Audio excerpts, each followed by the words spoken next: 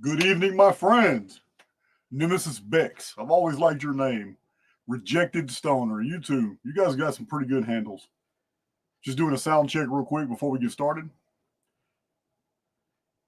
We got a mind bender. We've got a mind bender tonight. Let's see here. All right. Sounds good. Excellent. Let me go ahead and fog up my glasses.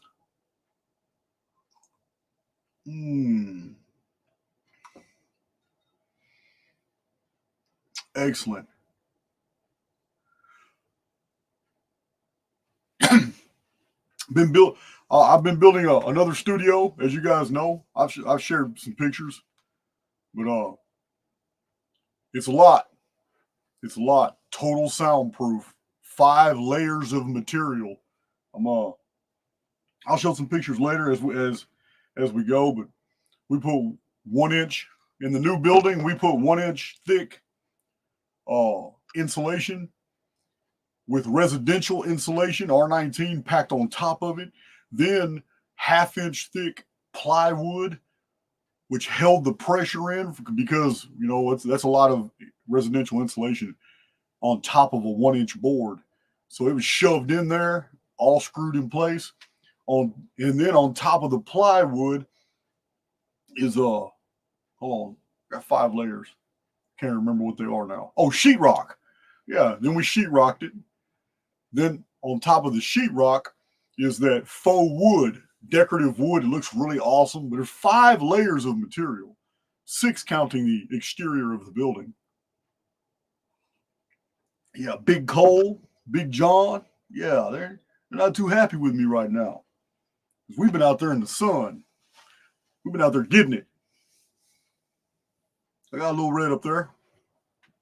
I don't have any stopping me, guys. It's just like my old contractor days. Just once I get started, I can't stop. It's gotta get done. Gotta get it done. All right. So we almost have 1,000 in the chat. Hi, Lacey.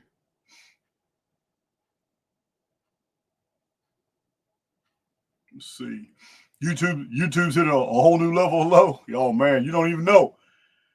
I'm gonna wait a little while, but I got a bomb to drop on you guys. The level of hate has gone up. Yeah, man.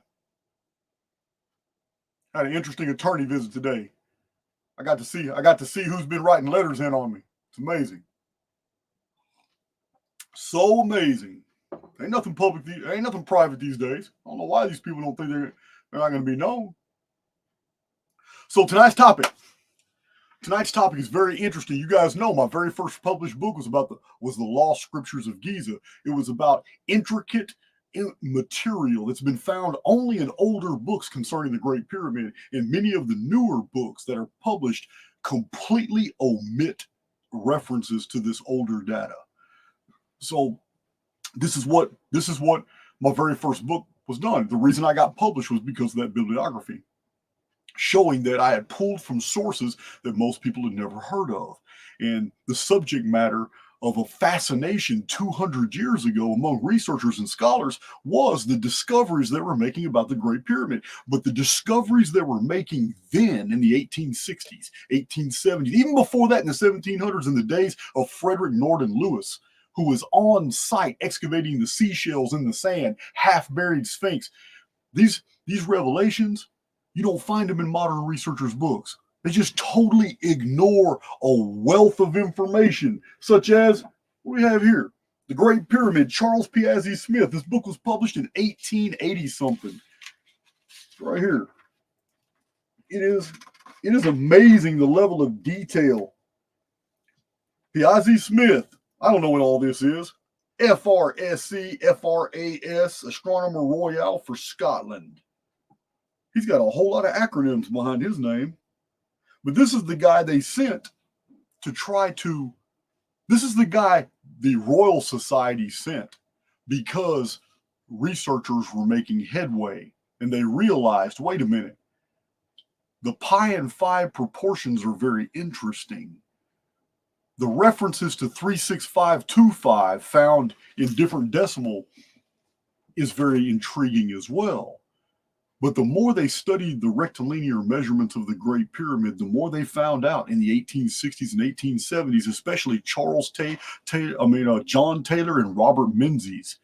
These men published fascinating data showing these measurements are calendars, and they were convinced of it. They were absolutely convinced that the Great Pyramid contained information on how to measure or interpret time according to different frames of reference. They believed that the Great Pyramid's rectilinear measurements inside actually encoded all kinds of calendrical secrets about the ancient past and the coming future. This isn't something I brought to the table. And from the beginning of my research when I was in prison, when I was first getting publishing contracts, I have always admitted to you guys that I stood on the backs of giants. In my books, I cite chapter and verse of every piece of data I took from an older source. This practice of overkill in my bibliographies has paid off today because I can easily show where I have obtained different data points when I'm in the construction of these data sets that I so freely publish. It's important to know that the research that I've brought to the table is merely a reminder to the human family that there were already men who were publishing exactly this. I'm going to show you new revelations in tonight's video, amazing calendrical correspondences, and I'm going to bring to the table an entirely new idea as to why the Great Pyramid is still standing there after 58 centuries, why it was even built at all, and what it absolutely means to every individual listening to my voice.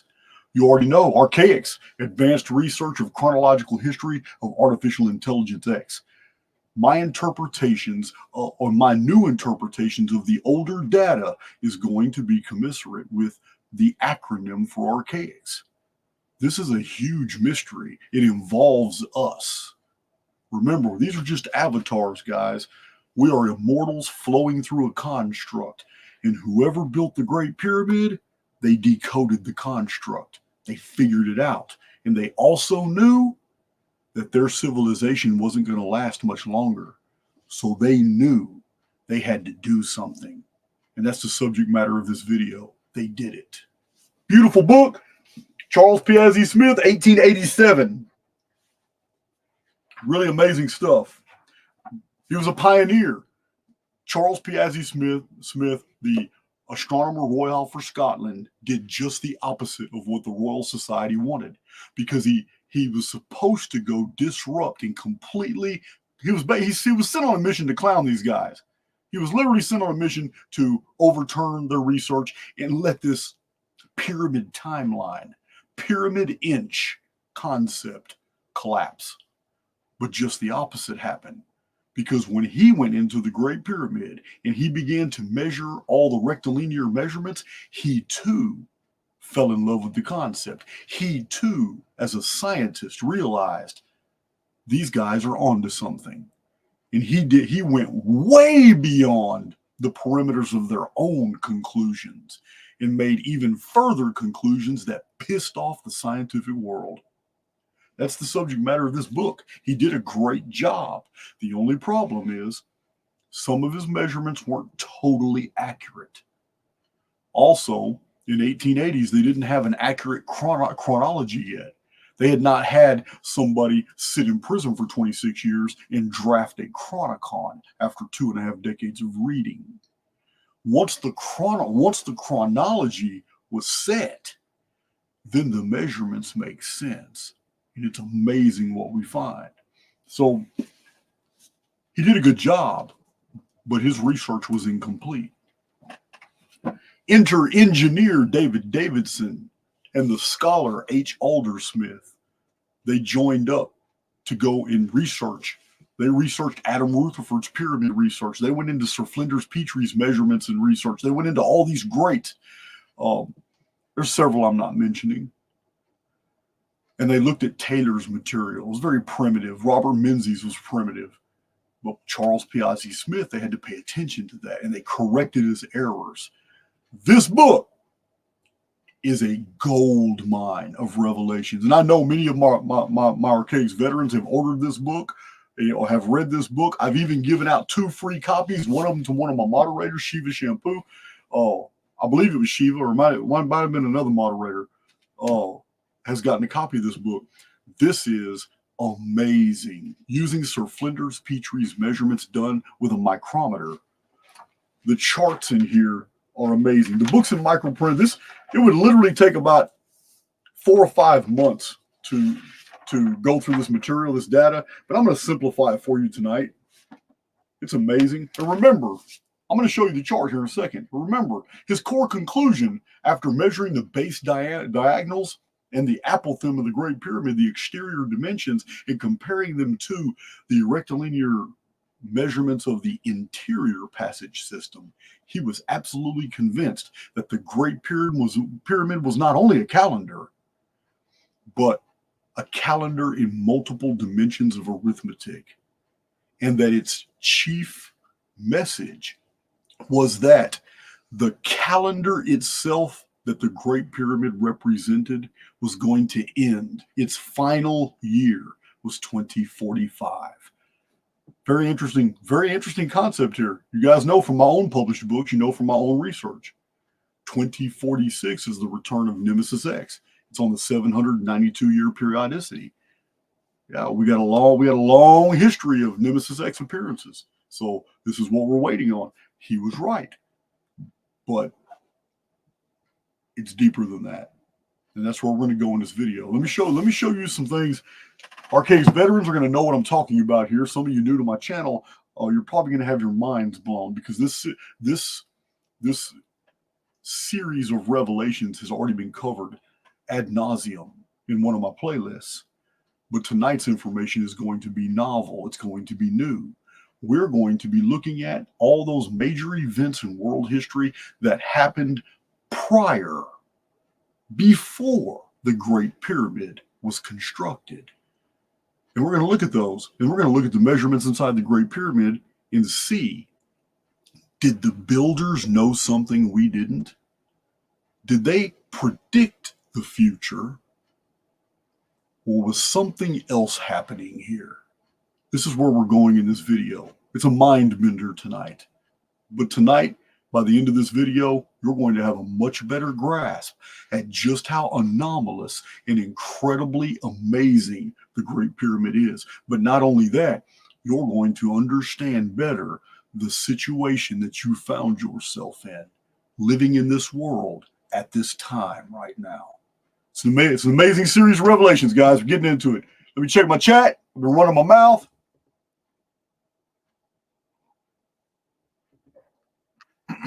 Yeah, tonight's a data dump. No Q&A. Sorry about it. Sorry about that. Sorry about your luck. I thought it was Shiva. I think Shiva and I are going to do a Q&A pretty soon. I'm not really sure. I talked to him about it. I already talked to him about it. It's going to be sometime coming. I think he wanted some time to go ahead and try to get those juicy questions. That's what it is. He's trying to stump me.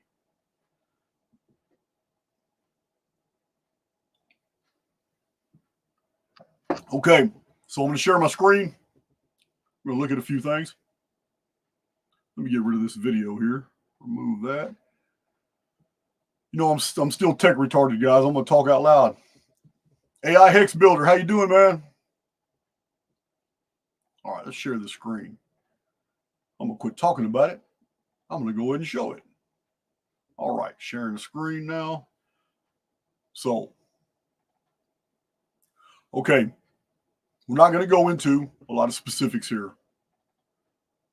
I'm just going to show right here. Okay, my Archaix veterans, you already know. You already understand. Let me turn this over. Something's wrong with this. There we go. Okay, what you're looking at here is an aerial view looking down on the very top of the Great Pyramid, what you're looking down on. The numbers that you're seeing here, the measurements you're seeing here, the reason this was shown was because no other researcher in the history of pyramid research today, and I am very well versed. You guys know I got shelves full of books on the Great Pyramid, and I've named all the authors that I know. It's over 20 of them, serious researchers on the Great Pyramid. None have ever approached the subject of the fine structure constant and how it relates to the interior rectilinear measurements of the Great Pyramid. There are things that I've never even said on my channel that are in my notes on the Great Pyramid, such as the reference to the number 137, the fine structure constant, is very interesting in the sockets at the four corners of the Great Pyramid. Anybody can verify this. They have been measured at precisely 137 by 137 inches. And we know 137 point something, but not quite 138, is the great fine structure constant by which every other scientific theory, hypothesis, and constant must be attached to. The fine structure constant is basically the substrate to our reality. It is very close to the Phoenix number of 138, which is the subject of another playlist. So we find in the rectilinear dimensions of the interior arrangements of the Great Pyramid over and over and over. I have shown these numbers. There's 552 right there. 5,520. My Archaix veterans know these are all 1656 right there. 4140 right there. 414 right there. My Archaix veterans already know. Every number that I'm mentioning to you is divisible by 138. The architects of the Great Pyramid of Giza incorporated these measurements to be divisible by this number 138. And yet, never in the history of publishing has this revelation ever been expounded upon. It's never been revealed to the public. So many things on pi and phi, curvature equations, Fibonacci series, palindromes. There are so many amazing mathematical and geometrical mysteries about the Great Pyramid, and there are thousands of books on the topic, but every single author has avoided mentioning that these alignments all throughout the pyramid are divisible by 138. My Archaix veterans already know why. We know it's the Phoenix number. It's the number of the Phoenix phenomenon. So all here it is, 2070, 552, 2760, 2484, 3036. All these are numbers right here in the dimensions of the Great Pyramid. This is the subterranean chamber. It's 138 over. This is the subject matter to other videos. Every single block you see on this chart is a number divisible by 138. But what's even more unique is every single block you see on this chart are rectilinear measurements, absolutely perfect to the inch. It's all right here. In the 1880s, Robert Menzies published, they didn't know why, but the Great Pyramid speaks in inches. And they even found a self-referencing pattern throughout the Great Pyramid that showed that the Great Pyramid is literally screaming at the researcher to measure everything in inches. The inch is a byproduct of the megalithic yard. And it's very interesting that the pyramid inch is very, very close to the modern English inch. And only after measuring hundreds and hundreds of inches, almost 1,000 inches, can the deviance even be detected. And you got to use a micrometer to do it. So this is all Archaix veteran stuff. They know all these numbers are divisible by 138 all throughout. These are just charts from the past. Showing this mystery, showing that the traditions about the Great Pyramid in ancient Egypt, the Bin Bin, the mansion of the Phoenix at Heliopolis, this is why the pyramid was always connected to the Bin Bin, the Phoenix bird. There was always a correlate there, even though after the passage of millennia, people had forgotten what the association was. The association was still in the measurements of the monument. So we're just going to go through these real quick just to get out of here.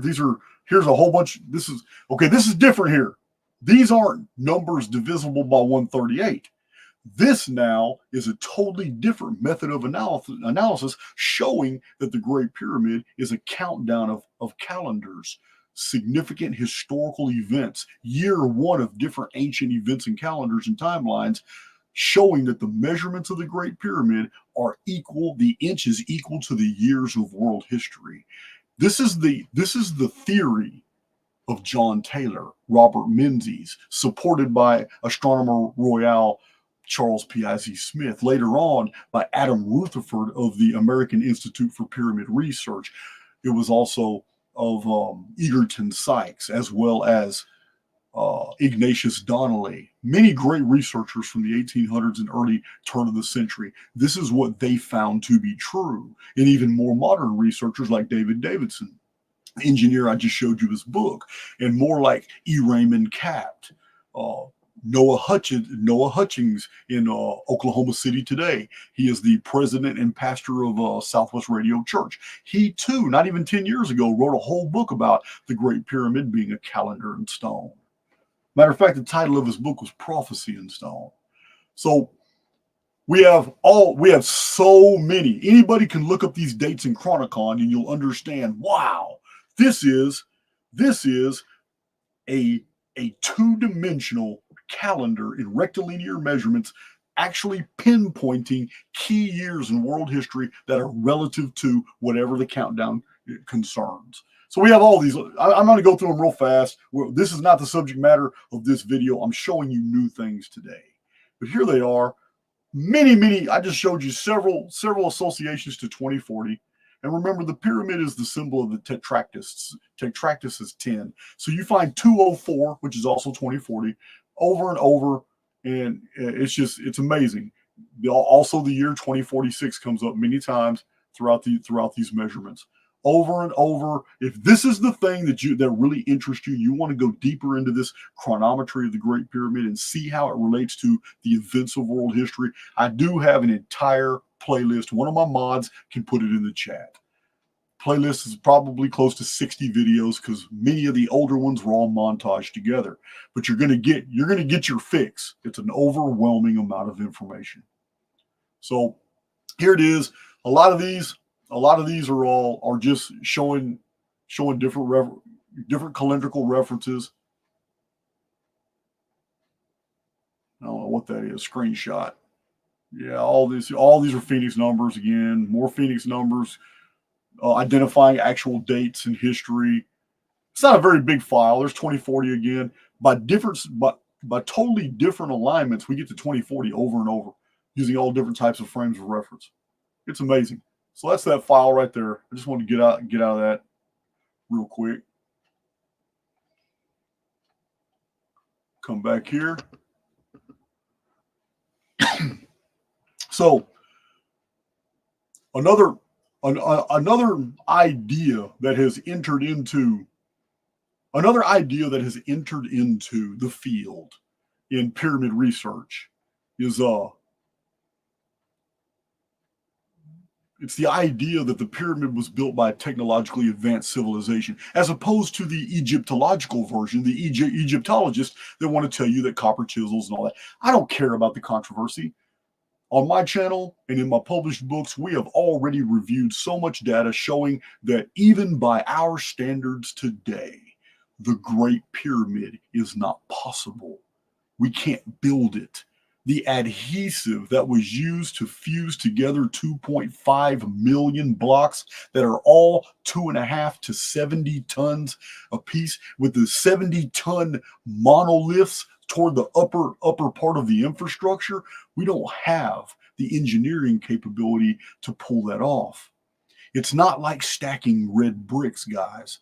We're talking about laser tolerances had to be employed, because when you're dealing with 203 levels, courses of blocks, every course must be perfect, or the course above it won't set. It won't be right. And the courses above them, and by the time you get to the end of your pyramid, it's all crumbling at the top. It's not uniform. That's not what we have with the Great Pyramid. Even after the earthquakes of 700 years ago, and when the Muslims removed the outer white casing blocks, even after those, the Islamic engineers tore off all the white limestone and used it for ship ballast and road ballast and canal works, and some of it was used on the Mosque of Sultan Hassan in Cairo. Those white buildings in Cairo, a lot of that came right from all the chipped casing blocks that came off. Remember, they were 100 inches thick, 20 tons apiece. And mathematicians have estimated that there were 144,000 of these stones precisely. And we know this, as I'm going to show you, because we found 4 of them in situ. Let me show you those so you know what I'm talking about before we continue on.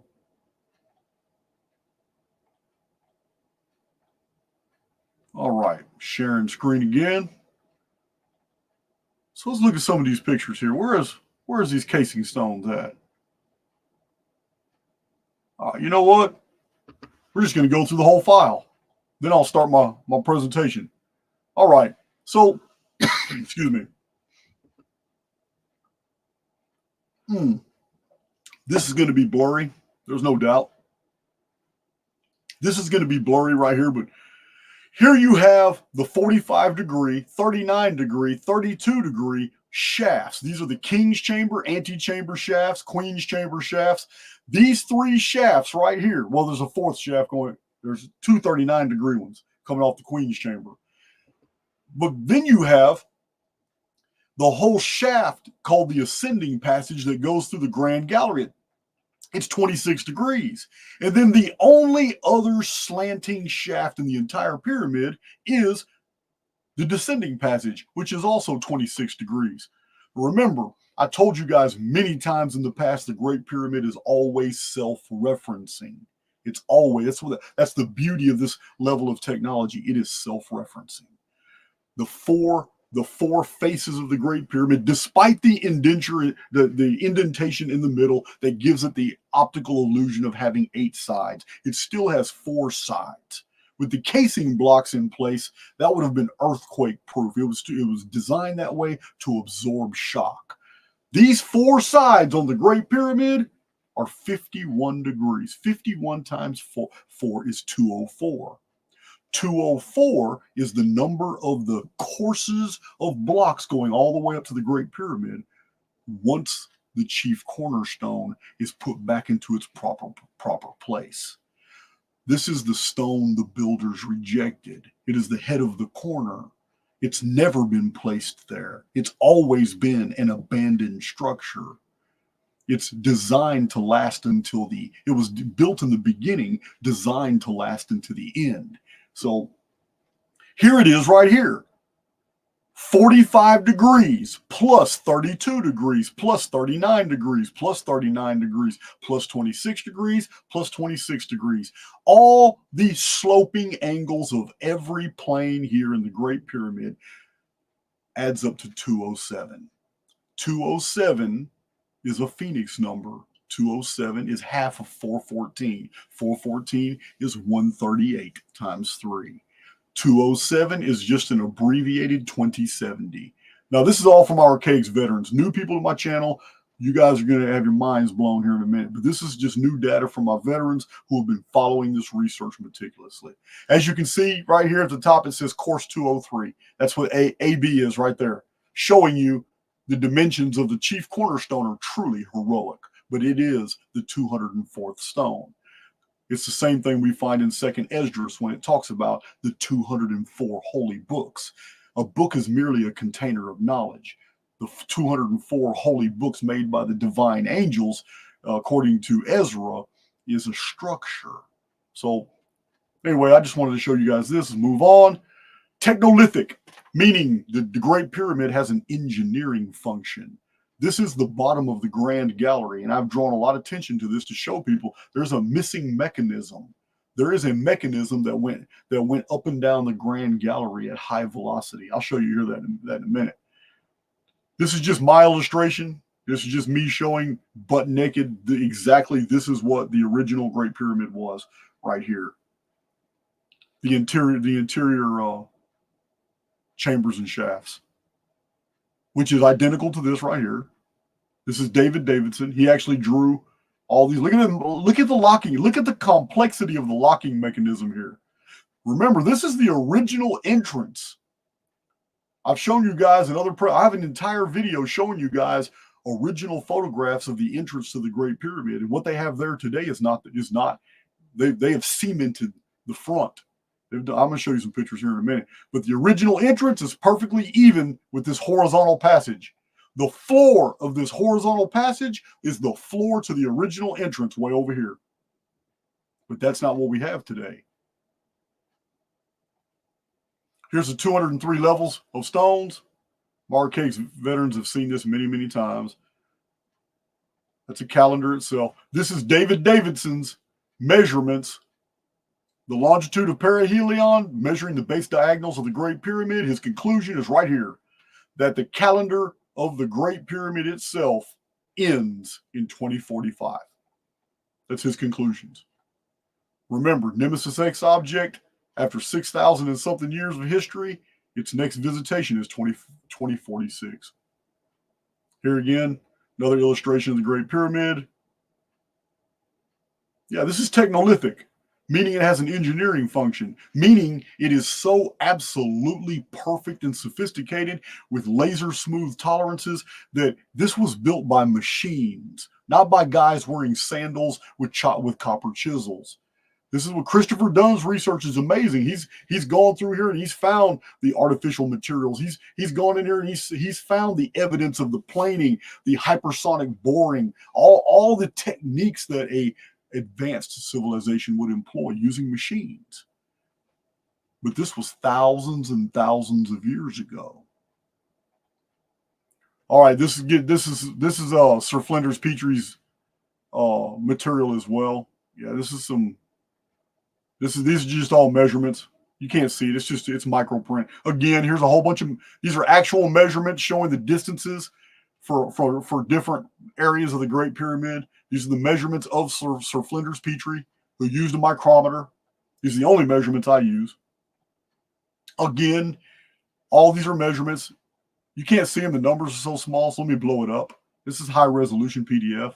So right here, you can see the measure. Here, these are the measurements. These are the only measurements I use right here. These were done with a micrometer. They are the only scientifically acceptable measurements of the interior of the Great Pyramid, and they are absolutely accepted by Egyptologists as well, including Zawi Hawass. So we have our verticals, we have our sloping, apothems, we have our rectilinear measurements. They're all here. It's an amazing amount of measurements on this chart. Once you know the architecture and what it is, you can find the numbers between two architectural points. So I'm going to simplify these things. For the Archaix veterans, you want this chart. Sir Flinders Petrie's measurements are in the appendix to engineer David Davidson's research. That's where you're going to find this chart right here. So I simplified it. Here are the actual Sir Flinders Petrie measurements for the subterranean chamber in the well pit underneath the pyramid. Here are the actual measurements. These are horizontal and sloping measurements right here. These are all the scientifically accepted measurements right here. It's amazing what we'll find when we analyze these measurements. These are the scientifically accepted vertical measurements. These are all verticals. I drew these charts. All these were pen and ink. You guys know. You can see right here, Brashears 06 on the bottom. Yeah, I think that was, let's see, 2016. Yeah, it was 10 years before I got out of prison. I had already drawn all these charts a decade before I got out. I got out in 2016. All right. Here's good evidence of the technolithic aspect of the Grand Gallery. This is machined stone. It had a very definitive purpose. No one puts ramp ruts going all the way up 153 feet of gallery without some type of very technical purpose. Anybody who has been inside the Grand Gallery, you can see where you can absolutely envision some wheeled mechanism, differential geared maybe, going up and down. Something went up and down to create the amazing amount of high pressure that has been detected in the King's Chamber. Yeah, most people don't realize, man, there's no other pyramid in the world like this. Not even the pyramid right next to it is like this at all. Because most people don't know that the pyramid right next to it, which is also called one of the Great Pyramids, isn't great at all. It's nowhere near as high. It's on a raised platform. It's a lot fewer blocks, and it doesn't have any of this amazing architecture on the inside. all this rectilinear architecture. It doesn't have any of that. So just to show you. You can see at the bottom from this illustration, there's casing blocks in situ right there on the far right. This is just an illustration. I think I got some photos here. This is the Grand Gallery.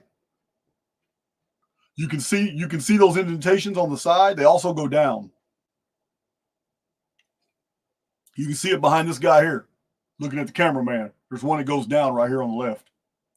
Something went up and down. You're looking up 26 degrees, 153 feet length. Here's an aerial view. They have accentuated the octahedral aspect of the Great Pyramid just so you could see it.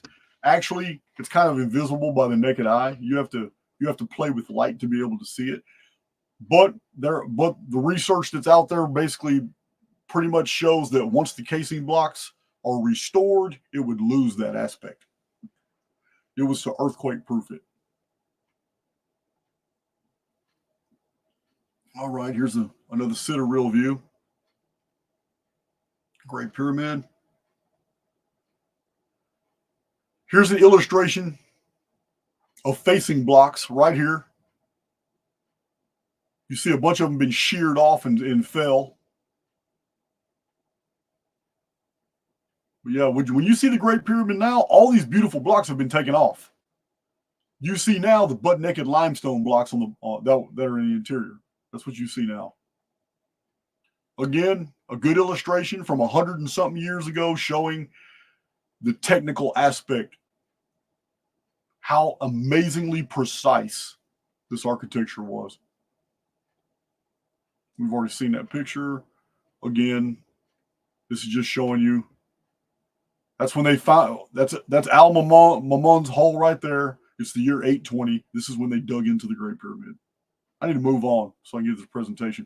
Here is the original entrance to the Great Pyramid. I found this in a 100-year-old book. I did a video about it showing that, guys, look, my theory was correct. Somebody had already figured it out. Apparently I did. I'm not the one that came up with it. Somebody had already figured it out. I found this and I showed it on my channel. I said, here it is, guys. They already knew 100 years ago that the original entrance to the Great Pyramid was way up here where you see those huge chevron megaliths. Here, let me show you the chevrons. Chevrons are in here somewhere. There they are. There's the chevrons at the top. Directly underneath the chevrons is the entrance. That's the original entrance, but they cemented it. Remember, I've showed many pictures in that video from the late 1800s, 1920s, 30s, 40s, 50s, how this entrance has changed fundamentally. People keep moving blocks, setting blocks there, cementing over. What are they trying to hide? Why would they want to hide the original entrance to the Great Pyramid? I don't understand. That's just showing the Grand Gallery's techniques. Here's a beautiful illustration from 100 years ago showing the Great Pyramid. Yeah, these guys really took their time when they were doing these schematics. Again, showing how technical this was, the ceiling block, how cleverly disguised it was. Remember, we know it was disguised. We know these granite plugs totally hid the entire upper structure. This is why the Muslims were the very first ones to go into the king's chamber. This is why Ammianus Marcellinus, Strabo, Diodorus Siculus, Herodotus of Halicarnassus, all these men that wrote about the Great Pyramid 2,000 to 2,400 years ago, none of them mentioned the upper ascendant passages and all that because they didn't know. They didn't know that the Great Pyramid had a grand gallery, a queen's chamber, a king's chamber, an empty sarcophagus, star shafts. Didn't know any of that. Why didn't they know? Because it was the year 820 AD when the Caliph of Baghdad, Al-Mamun, and his men tunneled into the Great Pyramid, and by all the hammering, they dislodged a very cleverly concealed ceiling block. But the ceiling block was, when it fell, it exposed a granite plug. The ceiling block was designed to look like all the other ceiling blocks. We don't really know how many hidden aspects are in the Great Pyramid that have yet not been found. We just don't know. This was entirely fortuitous, or it could be providence. Here's the chevrons. Here's a totally different picture, an old picture. Yeah, guys, they keep changing the front. They've concreted it. They've added blocks. But here's the chevrons, the original entrance to the Great Pyramid. Archaix veterans, you already know, 612 feet. That's the apothem of the Great Pyramid. In inches, that is 7,344 inches. 7,344 is the entire Archaix chronology, beginning with the Anuna calendar of 5239 BC, counting 7,344 years, which is 2448 times 3. And the number 2448 is a reference to Exodus. I've showed this in multiple presentations where we get this from the ancient sources. 2448 is a reference to divine beings being removed from the area. That's what's happening. The pyramid is a symbol of a gate. It is a exodus. Here it is in the measurements. Again, it's calendrical. The base of the monument is the beginning. When the chief cornerstone returns and sits on his throne right here, the altar of God, the altar of Adam, the pillar in the land of Egypt, and yet at the border thereof, the monument of man, each soul a stone in the structure. Remember, New Testament says, and he will make us a building unto God, or a acceptable. We are made as acceptable building materials. Here it is right here. This is what it's referencing right here. 612 feet is 7,344 years of the entire timeline. You guys have seen that big, beautiful chronological chart. It's 5,002. That's 5,000. I mean, it's 7,344 years. All right. Okay. Here's more calendrics. Here's just an old chart. Again, some amazing illustrations from a long time ago. Here's the I drew this because if this is the original entrance and the Grand Gallery begins here, then if I'm going to look for something that may belong in the Great Pyramid of utility, something that is of utilitarian purpose, something that may be missing, a missing component, I would look for a chamber in this area here because the geometry of the Great Pyramid is screaming at me to search this area right here. All right. Just a theory, just an idea. This is just old illustration from a 100-year-old book. 1909. Oh, it's older than 100 years. Beautiful illustration. All right, so that's that. Let's get out of there.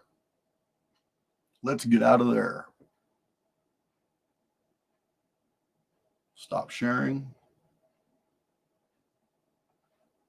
All right. Check my chat, make sure we're still in power here. Okay, that was just a brief summary. I'm sorry it took 46 minutes, but that was a summary, guy. Summary of things we've already covered in Archaix. We've covered these items ad nauseum.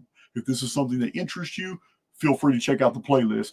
My mods can put the link to the playlist in there. It is the Lost Secrets of Giza playlist.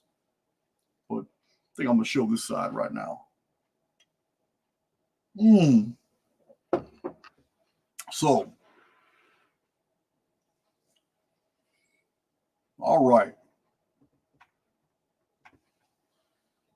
So we have a structure sitting in Egypt that has survived. It survived everything. It outlived the Sumerians. It outlived the Akkadians, the Urartians, or whatever they were called. Armenia, Central Asia, Urartu. It outlived Egypt. The Egypt of today isn't the Egypt of when this was built at all.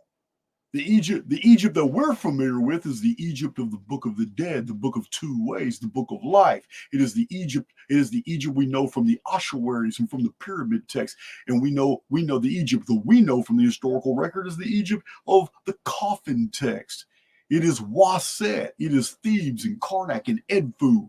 It is Heliopolis.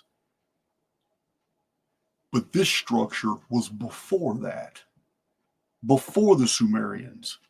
This structure survived the Great Flood. It survived the Typhon Flood, 2239 BC. We've already seen all that data.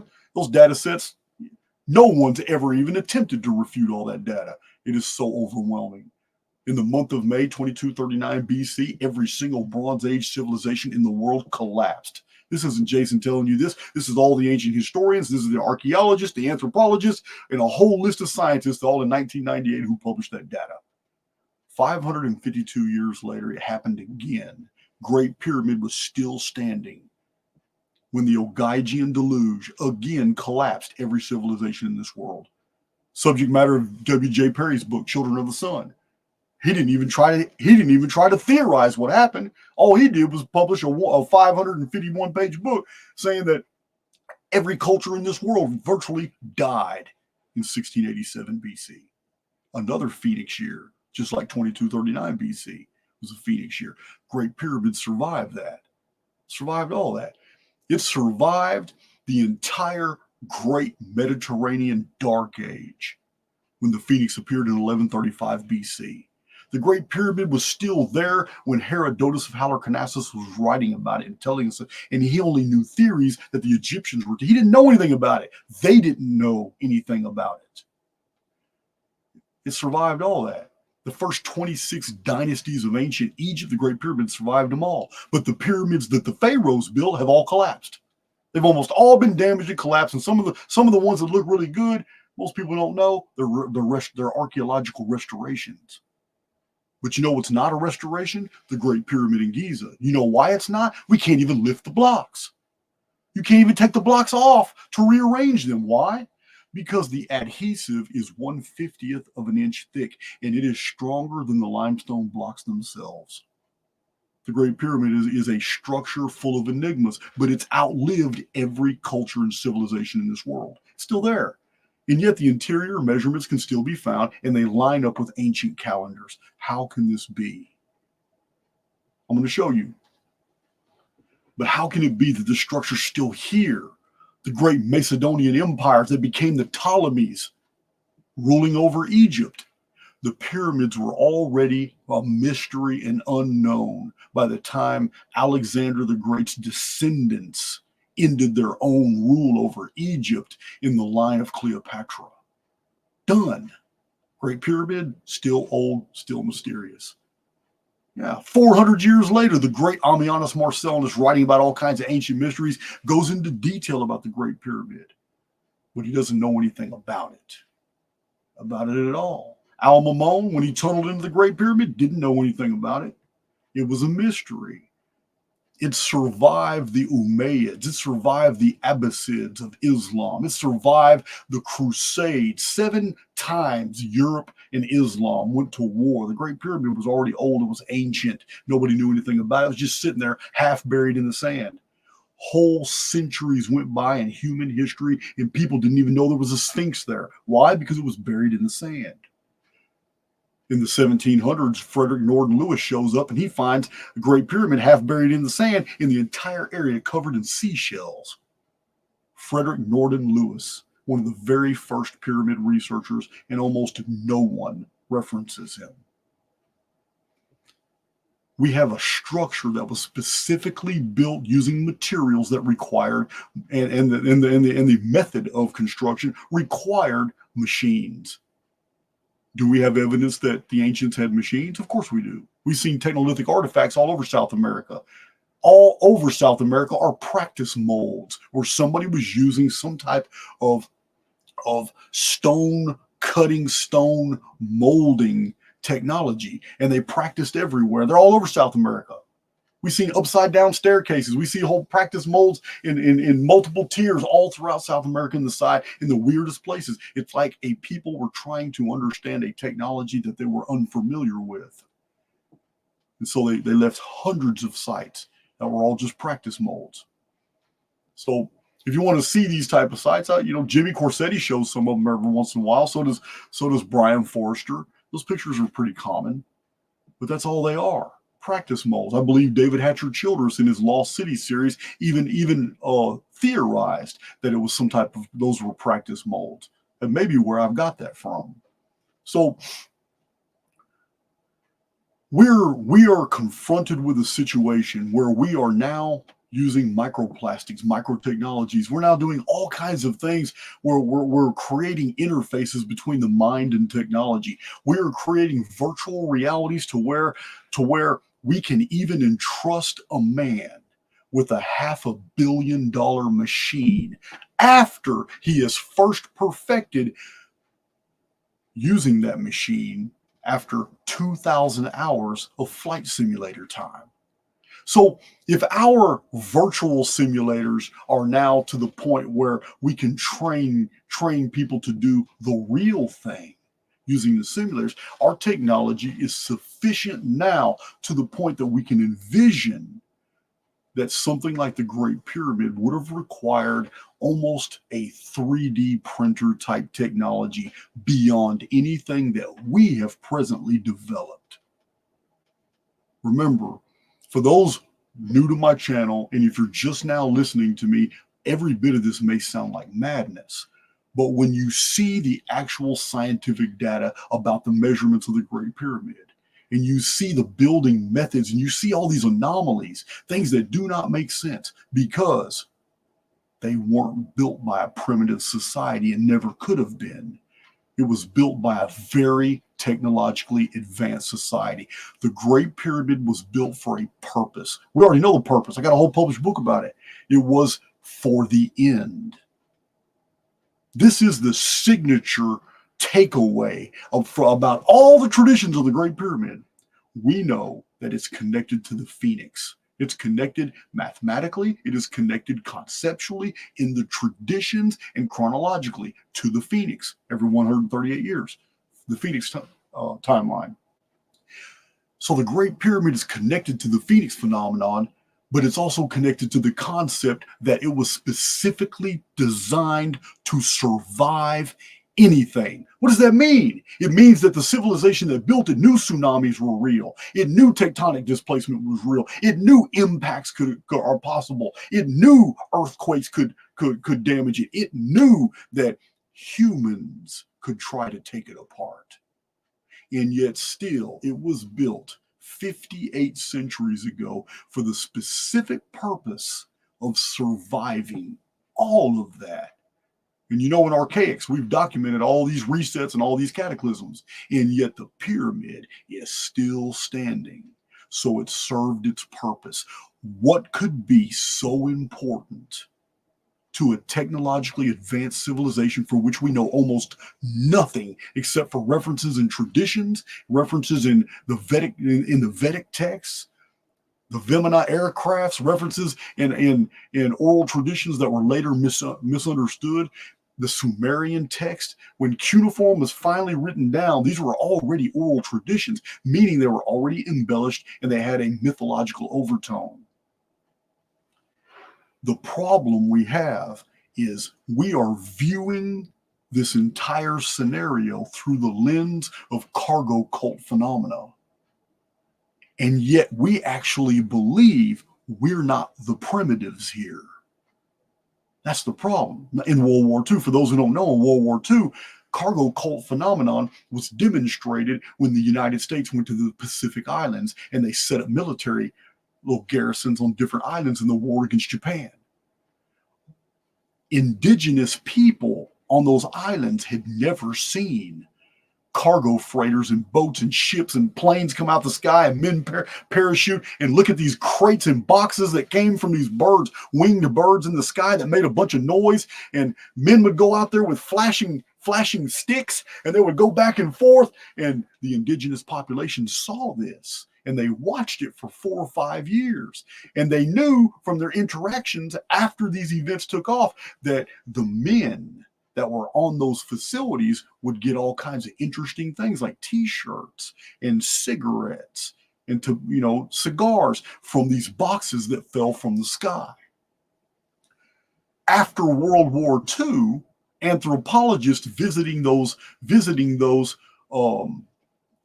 islands found the most unusual stuff. They found mock runways.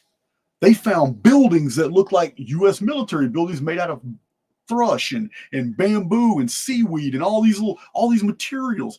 And they found shamans who were doing things that looked like American navigators or pilots and men that were guiding aircraft, telling them where to park, where to taxi, when to take off, and waving the sticks back and forth. They had developed rituals and dances trying to get the parachutes and the boxes to fall from the sky every time they heard the roaring dragons going across the sky.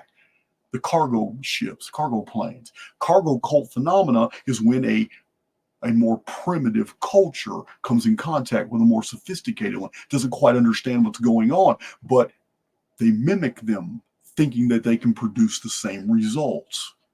So, in cargo cult phenomenon, though, we are the primitives here, and we're looking back, not on an ancient alien scenario. You guys know my position on that. Those guys are nuts.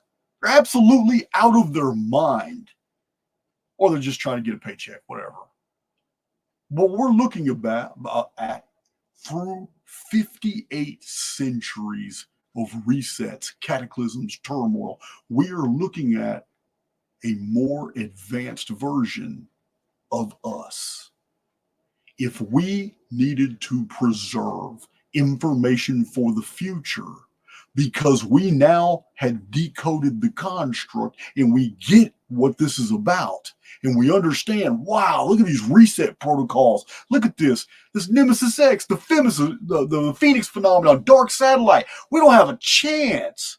We're going to spread our civilization everywhere. So some of them opt to go underground. And you guys know I've got a whole series of videos, all kinds of videos talking about underground facilities. Is it theory? Absolutely not. There's 59 of them in Turkey alone. Yeah, for those of you who don't know what I'm talking about, start with Darren Kuyu. Start with Darren Kuyu, and it's going to lead you to 58 underground cities. They're like Phoenix fallout shelters. They're not the only ones. They've been found all over the world. Some people try to survive underground, others, but there were some who decided we need to be prepared in the future, because on this go around, we're not going to make it. And our descendants are going to lose all this information. I don't want to jump the gun here, especially with new people listening to me that have no idea the absolute wealth of data that we've already covered on this topic. But we're talking about a scenario where we, in the distant past, have already figured out what's going on. We have decoded the construct. The simulacrum is understood. We've got the routines and the protocols down. We got every bit of it down. But we also know that this construct isn't going to allow us to keep that knowledge. So we put it somewhere. This is what the ancient tradition said. The past, the present, and the future was encoded within the dimensions of the Great Pyramid. I'm not telling you this. This is what's in the books. And I've cited them multiple times. This is what's said. I am telling you that the civilization that built the Great Pyramid was not prophetic at all. That's the takeaway here. They didn't predict the future. They had already lived it, and they realized what was going on, and they probably had lived it multiple times. What have I been telling you for years on this channel? We are in a loop. What does our arithmetic show? 2178, reset number. We are in a loop. The fundamental core aspects of our arithmetic is cyclical. This is what we find in everything we've analyzed in the Archaix research. This is what we found. Everything comes around to itself, but it never ends. Why? Because pi means nothing by itself. 3.1416. Pi is just the curvature of a circle. It means nothing. It's just a data point. But phi is the curve, 1.618. In and of itself, it means nothing. But when pi and phi are operable, they are constants that define every other scientific constant that we have. Also, all of our calendars, the entire past, the entire future, everything is in proportions to pi and phi. And when pi and phi are working in tandem, they become 5.08. And I've shown this multiple times. This is the magic number. It's also found in the Great Pyramid. This is the magic number. And it literally means that we are in a cycle, but the cycle never closes. Phi will never let pi encounter itself. The circle is complete, but the circle never closes. It just keeps going. This is where we're at until systemic collapse. This is what our experiment was with 2178. We are in a mirrored reality. As a mirrored reality, we can do mathematical demonstrations to show that we are not even in a real arithmetic. We are existing right now in the photonegative of a real arithmetic that exists outside the construct. Our arithmetic, when it is measured against itself, what does it do? Archaix veterans know. What does it do? It collapses to zero, except 2178. The only number that does not do that is 2178. Its reflection is 8712. But when it's measured against its own reflection, 8712, it becomes 6534. But 6534, when it's measured against its own reflection, becomes 4356, which turns directly back into 2178. And every one of those numbers is 2178 times 2, 2178 times 3, and 8712 is 2178 times 4. The only number in existence showing us that our arithmetic is moored to something else. But the part that we're experiencing is an anti-arithmetic. It's not real. This is why when we magnify anything in reality, we find it's nothing but empty space. And when we find anything of substance, we realize these empty spaces are measurable. The only reason they're measurable is because they're in between something else. What are those something else? Well, we magnify them. When we isolate these little particulates, we magnify them and we call them atoms. But that's not what they are. When we magnify them under an electron microscope, we find real fast that these huge empty spaces in matter, like this table, there's nothing there but vacuum. But when we find things there for which we have defined the empty space, we magnify it and it becomes an oscillating field, a little oscillating field of pure energy. So if base matter is nothing but a different mode of light, then everything is light. Everything is light. There's nothing really here. It is artificial. This isn't a real reality. It's a perceived reality. That's subject matter for other videos. We are dealing with the human family having come to a point in the ancient past when they realize they're on a loop and they realize they're in a construct and they realize that there's the only way they're ever going to be able to escape that loop. This is in their mindset back then, was to build a structure that would survive all the cataclysm protocols that we have shown all in Archaix. Something that would survive all that. So at a future date, that structure can be decoded when the technology is available to scan it and instantly extract its data.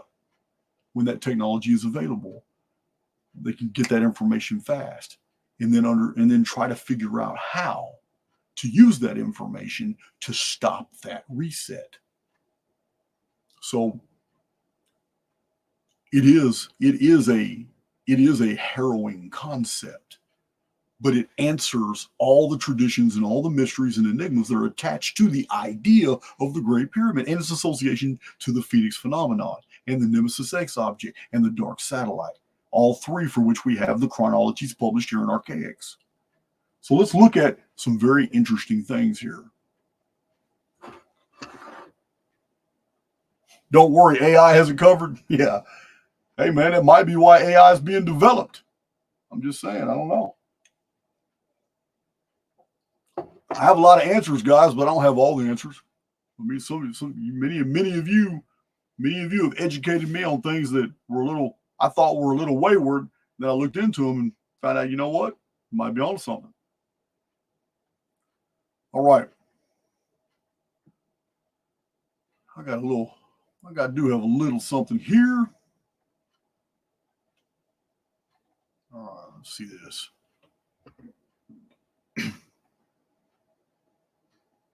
I'm going to show something. Hold on. I'm going to have to present real quick, whatever this chart is. Share my screen.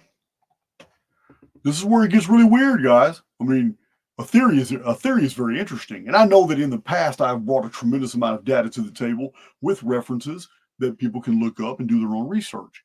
But this is next level concept here, that we're dealing with a template, a chronological template sitting in Egypt for 58 centuries that was specifically put there by our ancestors in order for a future generation, which is what the book of Enoch says, for a future generation to decode and figure out. Now, this also answers for us another story, one that we find in the Bible that's very unusual. I've talked about this in the past. The story of the Tower of Babel. About 4 years ago, I was telling you guys about the Tower of Babel didn't happen in Babylon, and the Tower of Babel isn't about what you think it is. It didn't happen that way or at that time. The Tower of Babel is a veiled threat by the controllers. Remember in the story of the Tower of Babel, the gods come together and they look down and say, "Oh, man has become as one of us." By virtue of his imagination, there is nothing that he will not be able to accomplish. When the gods look down, I'm saying gods because that's what the text says, but we know it was individuals on the outside of the construct. Individuals on the outside of the construct were looking at the individuals on the inside of the construct where we're at, and was determined, wow, look at them. They're building a tower. Remember, pyramid is a new word. In ancient times, it was called the Tower of Syene, the Tower of Seven. It was also called a pillar of heaven. It was also called an altar. Pyramid is a relatively new word. So we have this tower being built, but it was never finished. Remember, the chief cornerstone was never placed. And the builders, were the ones on the outside of the construct, are looking down. They reject.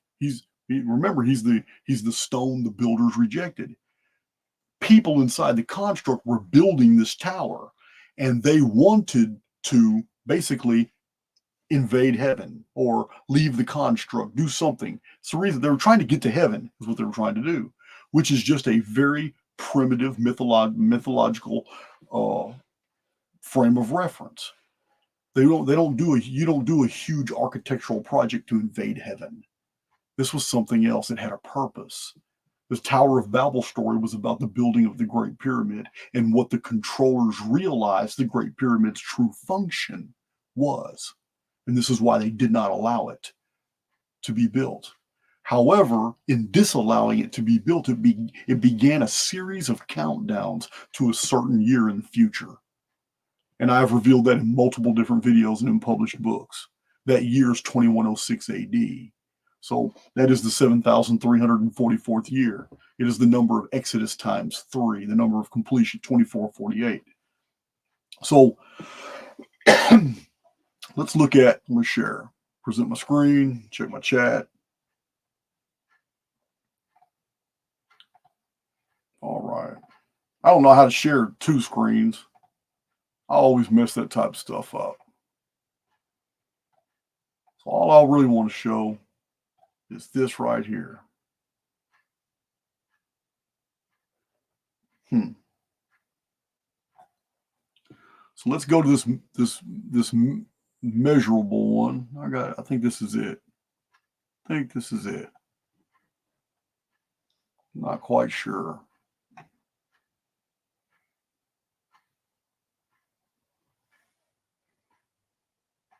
You guys can see all these measurements here. Oh, I got to show something else. That's what I got to do. I'm going to get out of there. There's no way this amount of material can be shown in that fashion. So what I'm going to do, sometimes I get stumped on how to present because I don't have people here. I'm talking to a camera. Now, for those who have any doubt,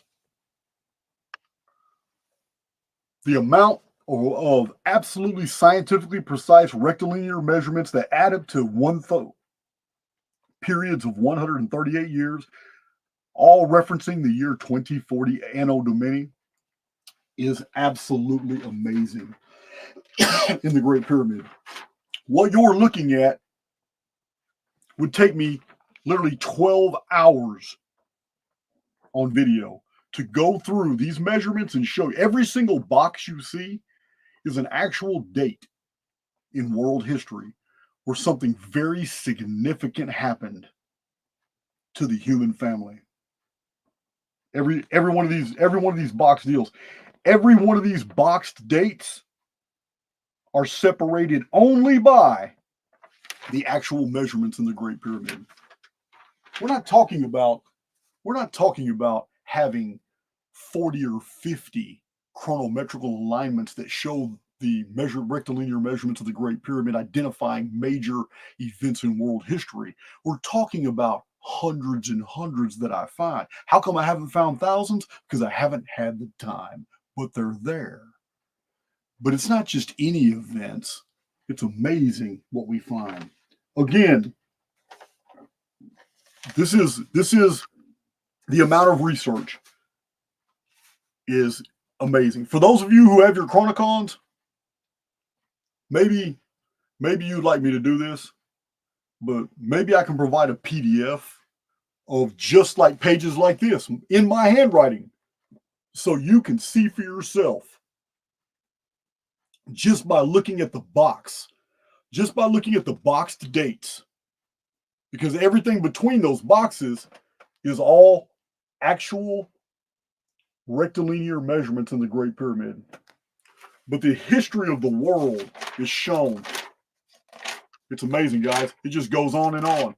And this is what I'm just talking about tonight. These are all different. It just goes on and on and on. Even, I got to show you this, even in other dimensions of arithmetic, even in totally different dimensions of arithmetic, even when we look at things in pi and phi, we still get calendrical correlates and phoenix numbers all throughout the Great Pyramid. It would literally take me 12, 13, 14 hours to get through all this data. It's mind-blowing. But what I wanted to do was get the concept out there to you so that when you're looking at other Archaix presentations, you'll better understand what we're dealing with here is a technologically advanced civilization that knew, oh shit, our end is coming. And they only knew that because they'd already lived that before. Remember, a couple years ago, I didn't know why, but I was telling you guys that I don't know why, but it seems like the ancients were absolutely fixated and they were fanatic about calendars and making sure that they were detail specific. Why? Why would you encode so much chronometrical material into your traditions, into your structures, even creating architectural frames of reference that didn't really even have utility or any type of value at the time? But later on, they could be used as frames of reference to understand methods of measurement, like the pyramid inch. So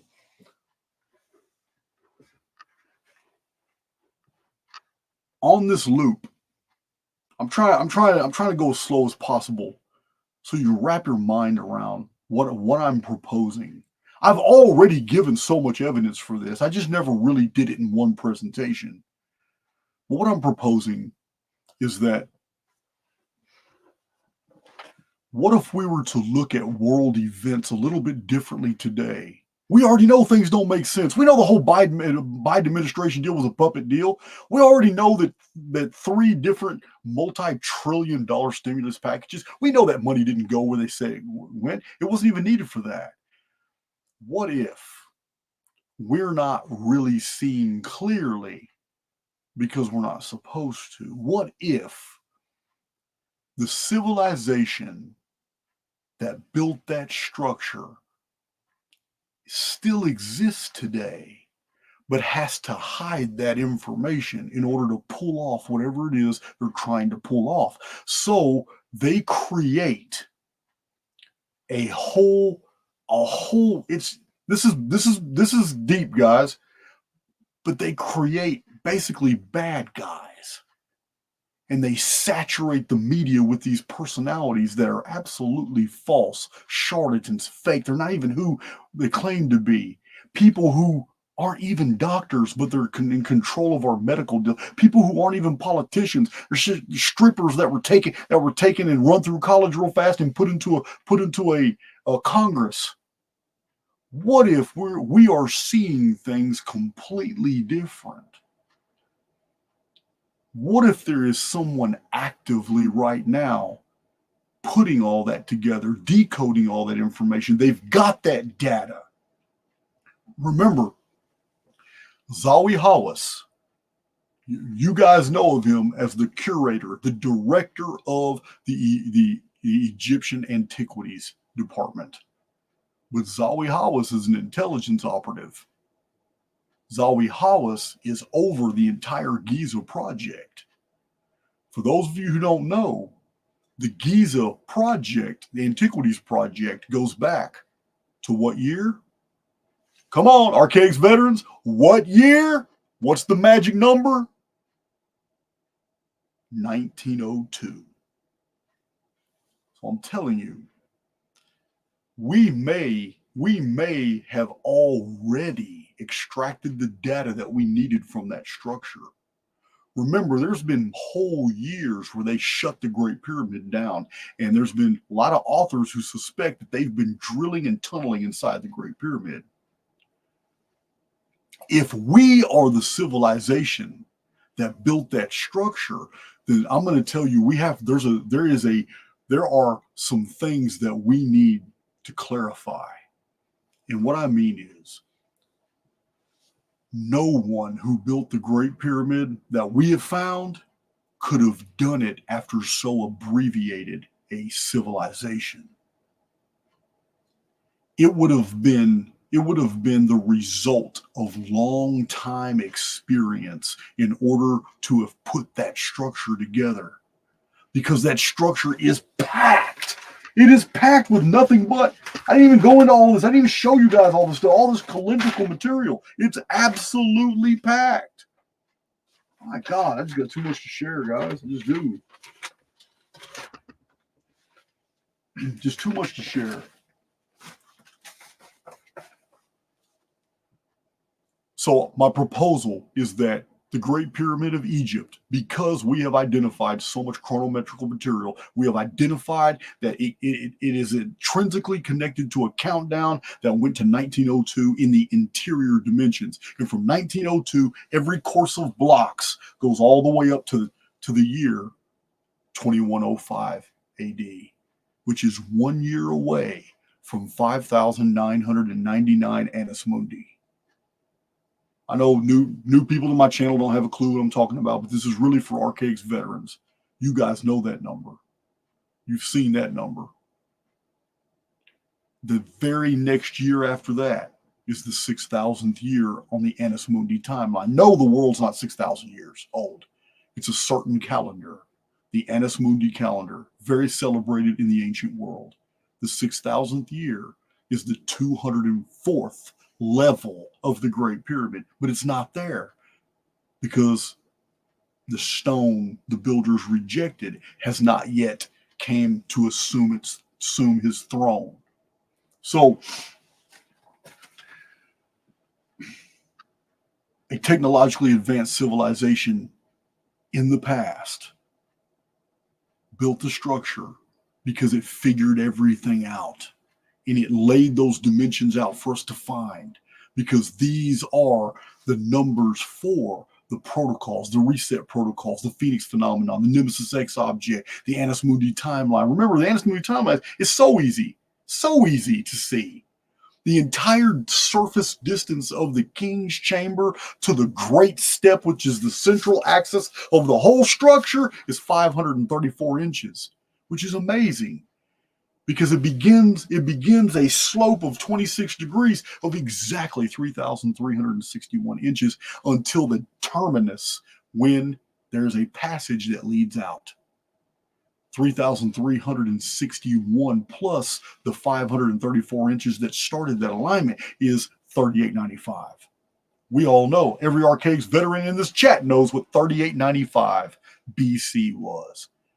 It's year one. It's the Adam and Eve reset. It's the great cataclysm.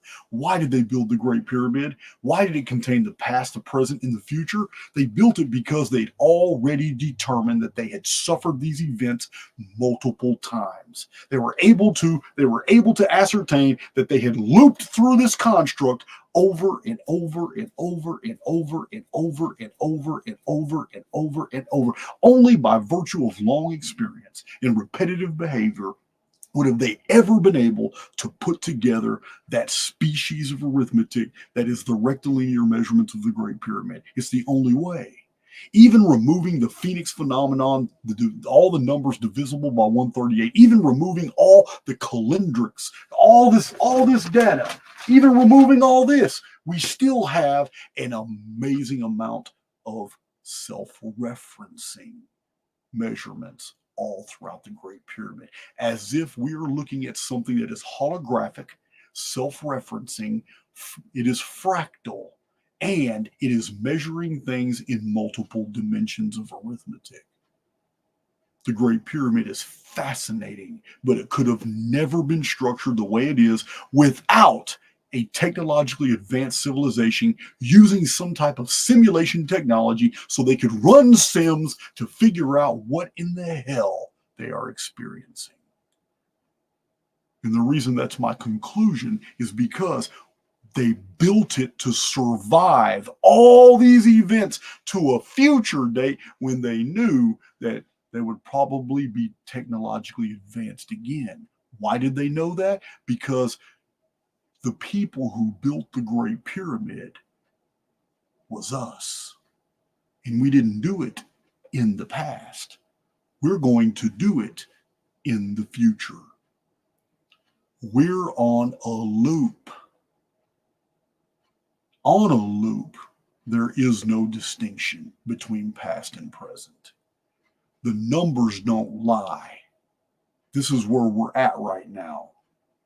I know my Archaix veterans can fully grasp this concept more because they have seen the hundreds of presentations of all the calendrical anomalies that we've documented. Yeah, the palindromic nature of reality, the isometric projections, forward and backward timelines go. None of that could be possible. None of it could be possible. We're in a mathematical construct, and we've already figured it out. The we that figured it out did it a long time ago, so that the we that we're about to move into at a very technologically advanced state will be able to decipher what we had done in the past, so maybe we can get it right this time. Now, I need some of this shake.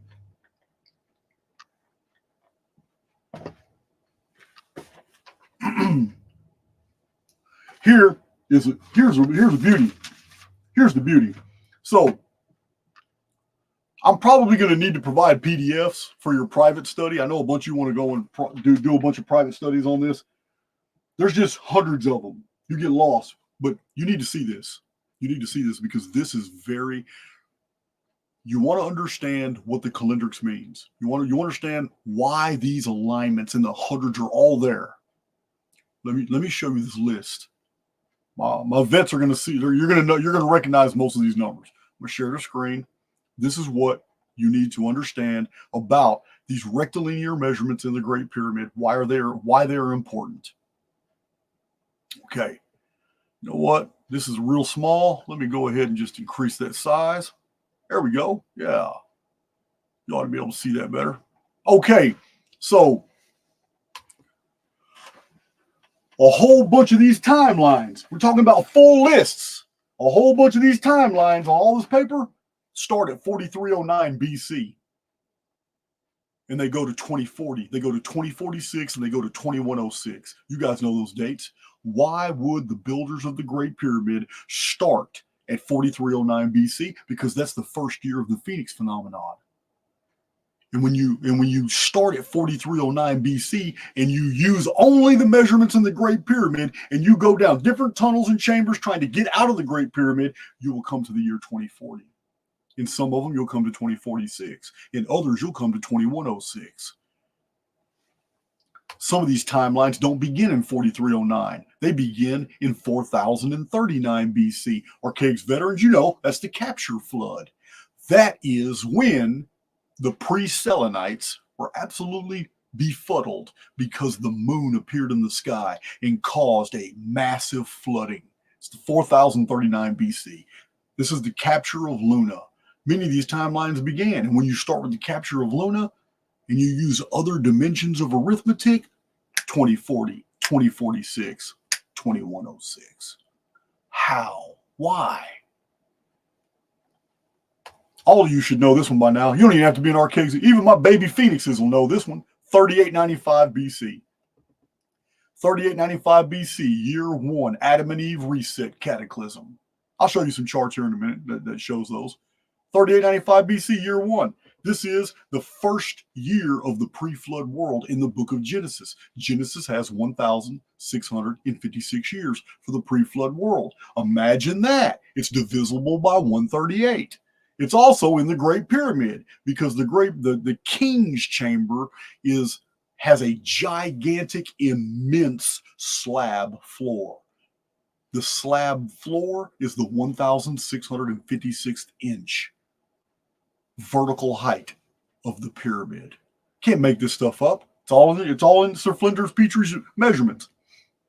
And when you start with 3895 and you go through all kinds of pyramid measurements, any directions you want to go to, don't be surprised when you get to 2040, 2046, or 2106, the return of the chief cornerstone. Again, we know this date. We all know this date, 3439 BC, starting the Great Pyramid. Right here, we got a whole list of them, 3439 BC. Got a whole list of them here. What happened 3439 BC? The Anuna appeared, Mount Ardon, the Watchers. All of a sudden, there was contact between a technologically advanced civilization and more primitive cultures who regarded them as gods. They weren't gods, they were humans. It's something that happened inside the construct. And now a technologically advanced race of people were suddenly marooned. They were suddenly bereft of an infrastructure, and yet they still had a modicum of their technology, and they had all their knowledge. And they showed up in the Near East, and you already know we have the Sumerian king list. We have the Anunnaki histories, which the ancient aliens are trying to tell you are extraterrestrials or not. They were just technologically advanced humans. Remember, it only takes 200 years to go from horse and buggy to Hadron Collider. Now, let's see. Oh yeah, 3439 BC is a great start date for the pyramid. Leads to 1902. 3439 BC, the first appearance of the Anuna. Could be the first appearance of the Americans. Something happens in the future. Americans and Europeans all of a sudden find themselves in 3439 BC, starting all over again. 3439 BC leads to 1902. We all know that date. It also leads to 2070. 2070.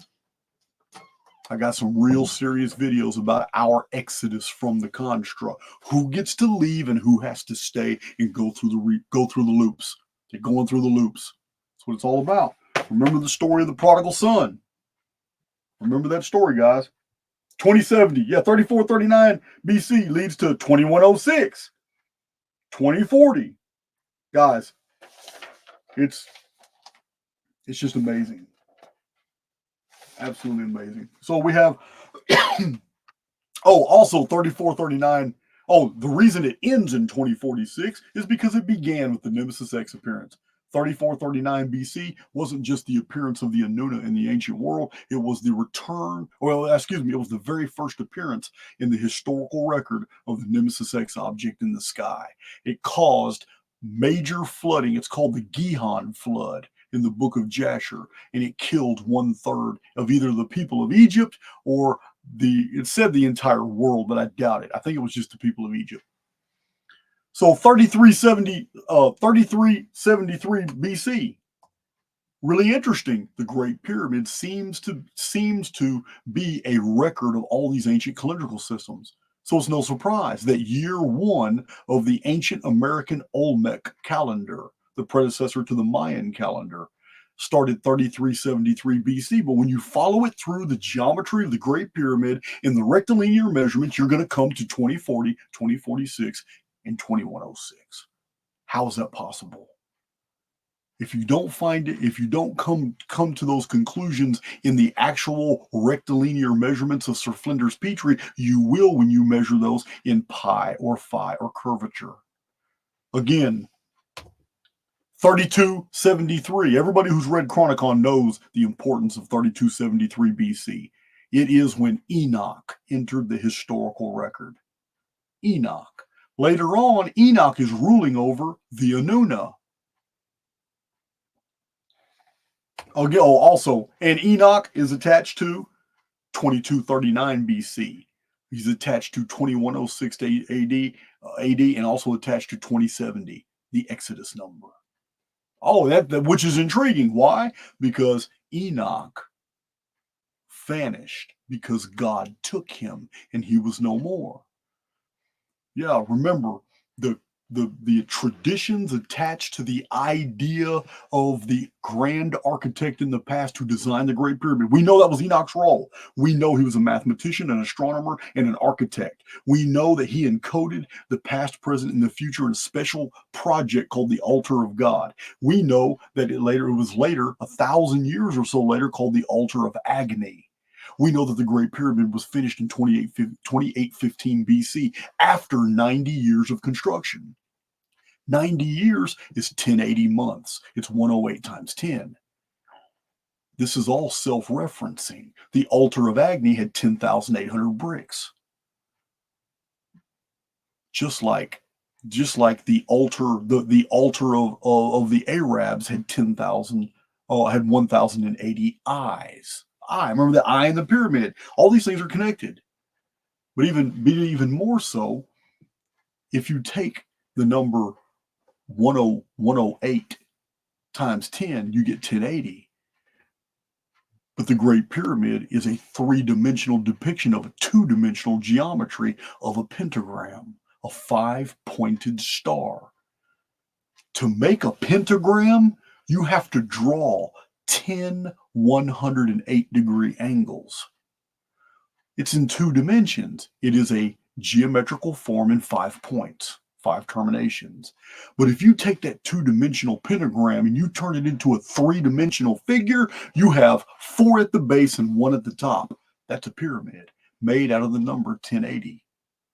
1080 Annus Mundi is precisely the 1080th year after the Adam and Eve reset cataclysm of 3895 BC. What year is that? 2815 BC, the Great Pyramid was finished. So all these timelines I'm telling you about right now all started before the Great Pyramid was even built. Enoch was born, and Enoch ascended to heaven and was not seen anymore. Wait a minute. Didn't the controllers look down and stop them from building a structure because the idea was they wanted to ascend to heaven? Isn't the entire message of the Egyptian Book of the Dead about building the ladder of Set, the Sethites who built the Great Pyramid, building the ladder of Set so they can go through the kingdom of Saqqara in Egypt, and they can find the gate of Rostal, Giza.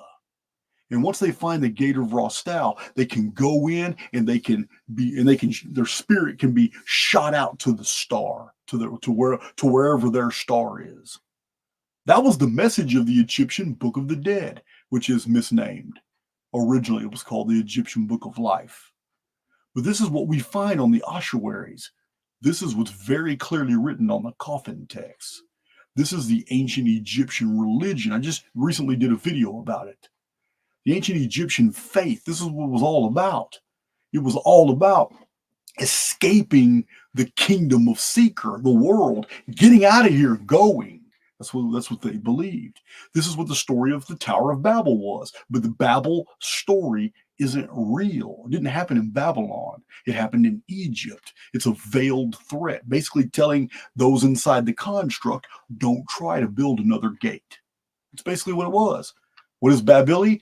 Gate of God. So all these were in my presentations a long time ago.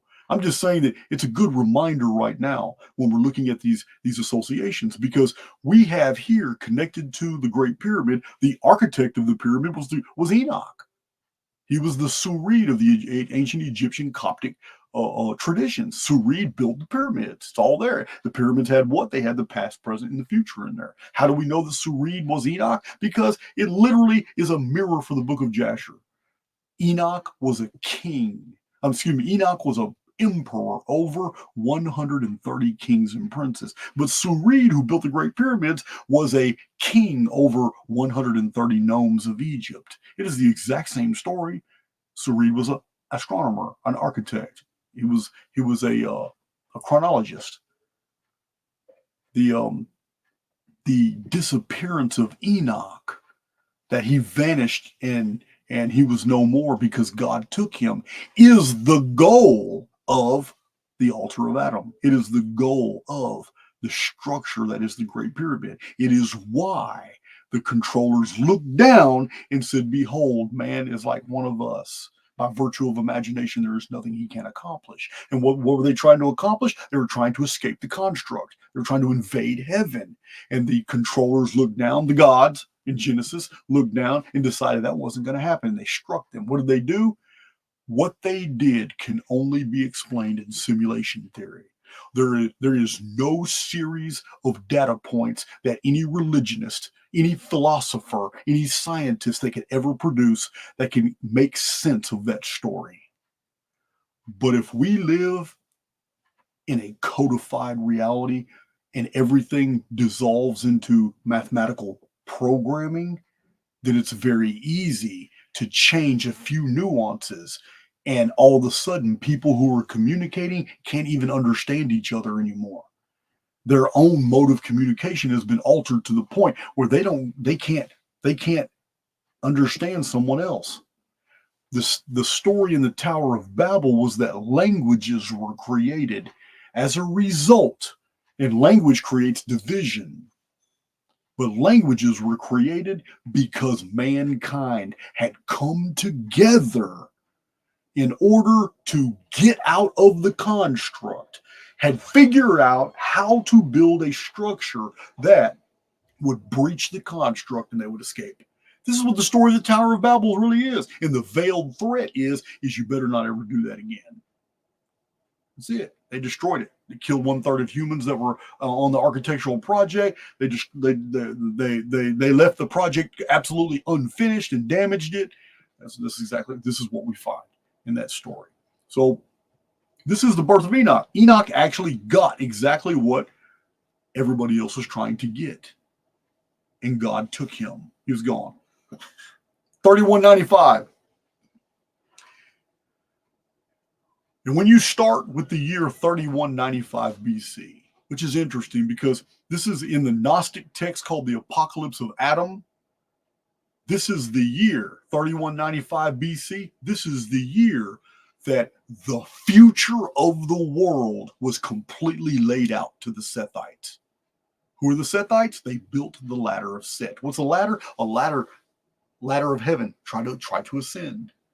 It's a pyramid.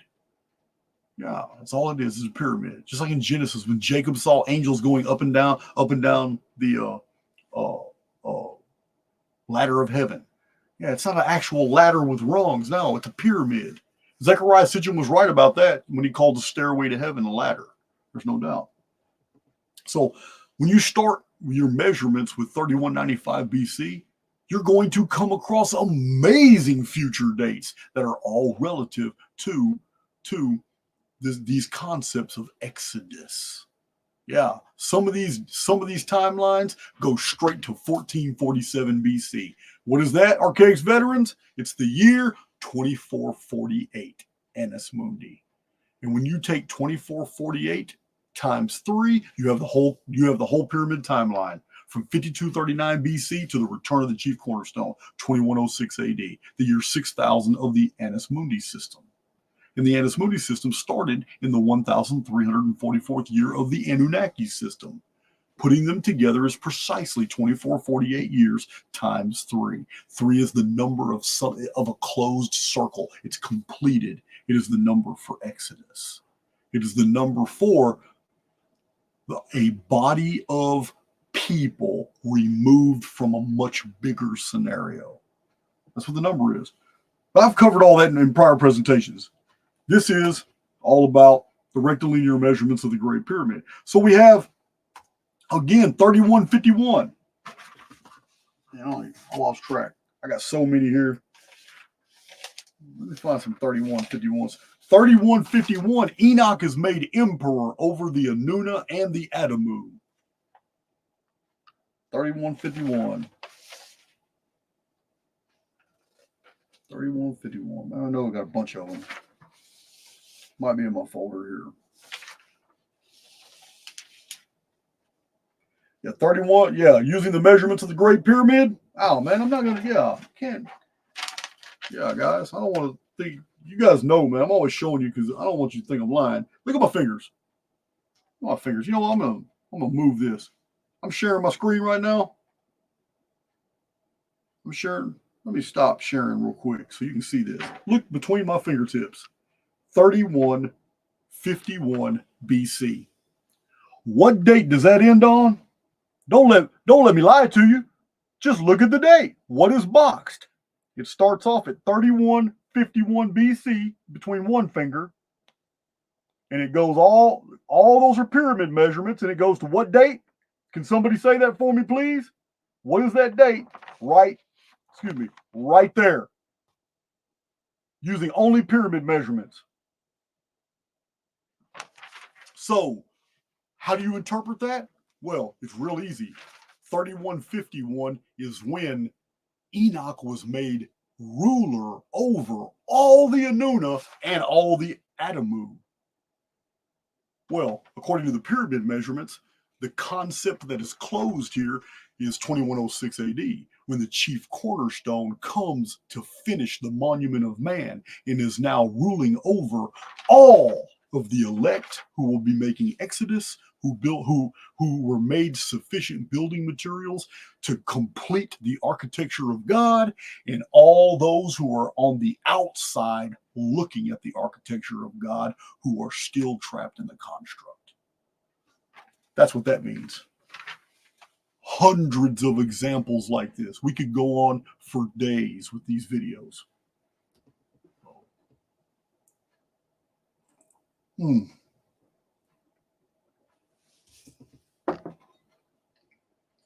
All right. I'm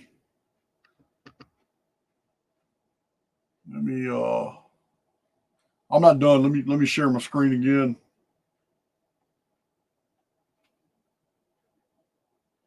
Present, share screen. I got to talk out loud, guys. All right, got it. Let's do it. So that's 3151. Oh, look at this. The Mayan long count. You guys already know. For those new to my channel, in 2009, I wrote a book about the Mayan long count. I wrote a book explaining why the whole world was wrong, but Jason was right. I know that sounds egomaniacal. I get it. But there's thousands and thousands of people who now agree with me. My publisher published that book in 2011, 1 year before 2012. The subject matter of my book is about the Anunnaki. My subject matter about the book is about the pre-flood history of the world and how the book of Revelation seems to be a template, like we're living through a loop of what had already happened and was recorded in the most ancient traditions. So I was already on this concept back then without even knowing it, because back then, when this book was written, I was still hardcore Southern Baptist Christian. I was when I wrote that book. I had just read Zecharia Sitchin and I started correcting his mistakes, because even in those early years of my publishing, I was already a chronologist. and I already had the calendars down. I already knew that the Mayan long count was 1,872,000 turnings of the stars. It was days. And any Mayan stargazer knows that. They know it because the Mayan long count is 13 epochs called Bactans. And every single Bactan is 400 years, uniformly as 360 days a year. This means that all 13 Bactans are 144,000 days each. 13 times 144,000 is 1,872,000. And when you begin in August, where the Mayan long count begins, when you begin in August of the year 3113 BC, and you count 1,872,000 days, you will come to the year 2046. You will not come to the year 2012. I published this book before 2012. I didn't get a lot of traction, and I didn't get a lot of traction after that. Why? Because I'm a convicted felon. Why? Because I was still in prison. I didn't get out till 2016. Very few people knew about my research. My publisher did because he used to work for Zecharia Sitchin. My publisher, Paul Tice, used to travel the world with Zecharia Sitchin. He was his personal videographer in those years. And I've showed you pictures of him on my channel with Zecharia Sitchin. So when I started conversing with Paul, I was a prisoner, but I was showing him data sets that he couldn't refute. And it angered him because Zecharia Sitchin was his friend. But at the same time, I recognized in Paul Tice someone who, if they were confronted with the truth, they would turn, they would embrace it, but it may take some time. So he and I started a friendship. It was a pen pal deal. He was a publisher in California. I'm a convicted felon in Texas, and I'm literally sending him manuscripts, and he's telling me, oh my God, you're blowing my mind. I have never seen this depth of material. These bibliographies are fantastic. And he sent me publishing contracts. We've been friends ever since. Yeah, he even had me scheduled to talk to what's his name? Jordan Maxwell. But I didn't get out till 2016. And by that time, Jordan Maxwell was already very ill. So yeah, he knows a lot of people, and he's introduced a lot of people into my field, and introduced my work to a lot of people as well. But even he understands that the entire Anunnaki scenario now has been misrepresented, and that these hundreds of thousands of years do not obtain, that the Shar count system was merely a turning of the stars. If the Olmec in the Mayan Itza Temple of the Cross calendar, and the Mayan long count calendar, and the Mayan short chronology, if all these ancient systems were day count systems, and they all started during the life of Enoch, then why would you think the Sumerian and the Vedic systems would be any different? They too were day count systems, and we find many references to the day count systems in older texts. And I've shown on my channel ad nauseum in my dissertations against Billy Carson and Matthew LaCroix and all these other people, now Greg Braden, all these people who are so staunchly supporting this idea that humans could live for tens of thousands of years, simply because cuneiform texts said that the Sumerian king list was 241,200 years. It never said that. It said shars. And I have given many, many historical examples of when ancient chronologists accurately understood that a shar was a day, and they accurately dated things under that system. All ignored by Billy Carson and all these other ancient alien weirdos. So 3113 BC is in the Great Pyramid programming. And when you look at 3113 BC, it hits 713 BC. It goes straight to 2040, 2046, and 2106. Oh, it also goes to 2052. Why would the Mayan calendar, using it as a start reference in the rectilinear measurements of the Great Pyramid, why would the Mayan long calendar isolate the year 2052? I'll tell you why. Because 2052 is the return of the seven kings, which are mentioned in the Mayan prophecies, the return of seven Makkah.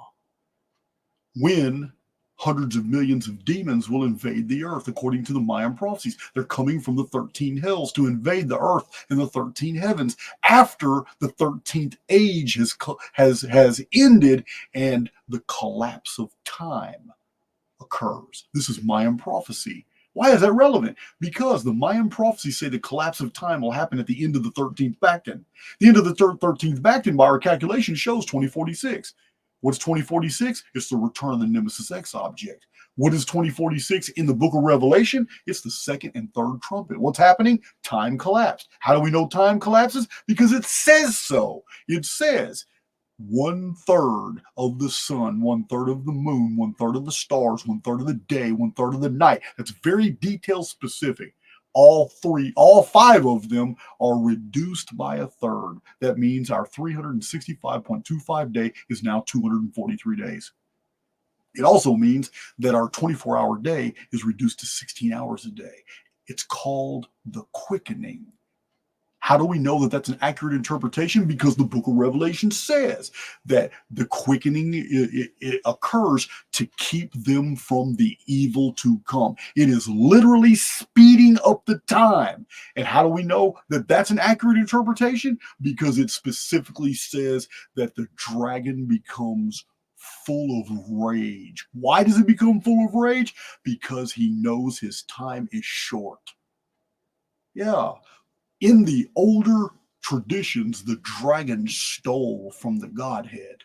In the prophetic narrative, the Godhead steals from the dragon. It's a total role reversal.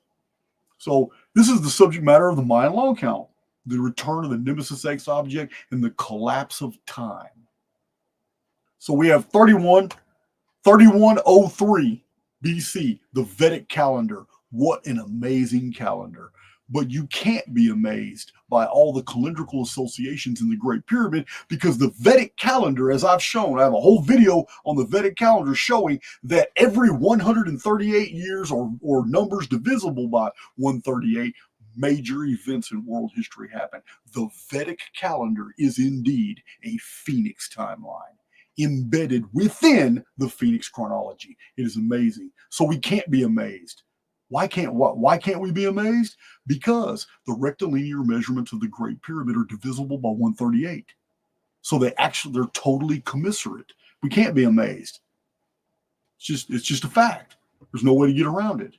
It's such an irrefutable fact that there's no one in this world that can ever even refute it. It's amazing. 2965 BC, right here. According to the book of Jasher and according to the Genesis narrative, Adam died in the 930th year. Well, we know that's a calendrical code. We know he didn't live 930 years. It's a calendrical code. How do we know it's a calendrical code? Because the pre-flood world, the signature events of the pre-flood world was the first appearance of the Nemesis X object. And the pre-flood world itself was 1656 years, which is divisible by 138. It began and ended with the Phoenix cataclysm. The Adam and Eve reset 3895 BC cataclysm, which started Genesis 1, the 7-day creations being an actual renovation of a pre-existing world that was destroyed. And then 1656 years later, the Great Flood of Noah, 2239 BC, the Typhon flood. The number 930 encodes both concepts. How? Because the Nemesis X object periodicity is 792 years. The Phoenix phenomenon periodicity is 138 years. When you add them together, you have the number for Adam, 930. So when you start in the Great Pyramid at 2965, you get all of them. You hit 2040, 2046, 2052, 2106, all of them. So 2909 is another good start date in the Great Pyramid. Why? Because that is when the 1080 months of the pyramid construction began. When the Sethites, according to the children of Set in Egypt, when the Sethites in the book of Jasher began pyramid construction at Akuzan, using the divine instructions given to Enoch that he passed on to Seth. Enoch was an architect. He built nothing. Remember that. There's a lesson to take away. In my video, Mirror of the Divine, in my recent presentation when I was describing to you guys how reality works, how we build things, and how we don't build things. The co-creator relationship is encoded in the life of Enoch. You have to be like Enoch to receive the things Enoch received. He got everything. He was made a king. He had all the things. He had a long life. Had everything he wanted. In the end, he didn't even die. Why? He made his escape. Why? Because God took him. This is the story of Enoch. But Enoch didn't build. He didn't go out there and work all it. Enoch was the mental architect. He put it all together. And then the whole plan was given to someone else who took it and made it a reality after he introduced it into the field. Co-creator relationship requires you to have faith in the very things that you mentally create. There's going to be reciprocation in the construct, but that's only going to happen. The divine mirror only works when the avatar, which belongs to the construct, begins moving in the direction of the fulfillment of that which was imagined. So there's Enoch's life, there's a great takeaway in Enoch's life. 2909, again, start using that as your start date and using only the rectilinear measurements and looking only at Chronicon. You guys are going to have a field day. I'm going to tell you now, you guys, when I say you guys, I'm really talking about my vets, Archaix veterans, baby phoenixes. This is so over your heads, I know it. Well, my Archaix veterans, you guys can actually do whole videos on YouTube yourself, just using this template, using these start dates, and then just looking at all these amazing rectilinear measurements throughout the Great Pyramid. And when you get and looking at Chronicon, which is source back and shows you where these dates were obtained from, and you just go through it, you will find amazing things. I know this because I never stop finding them. I just don't have time to just keep doing all this type of research. I filled this whole folder up and overwhelmed myself to the point I couldn't even convey it all to you. It's incredible, because these aren't just random events. They're signature events in human history where great paradigm shifts occur. New religions were fomented. Great wars happened. Whole very interesting personalities who totally affected the field died. These are signature events, not random at all. In the last one, before the Great Pyramid was finished, the last one is 2839 BC. This is the first year of the oppression, the Nephilim dynasty of the 7 kings on the Sumerian king list.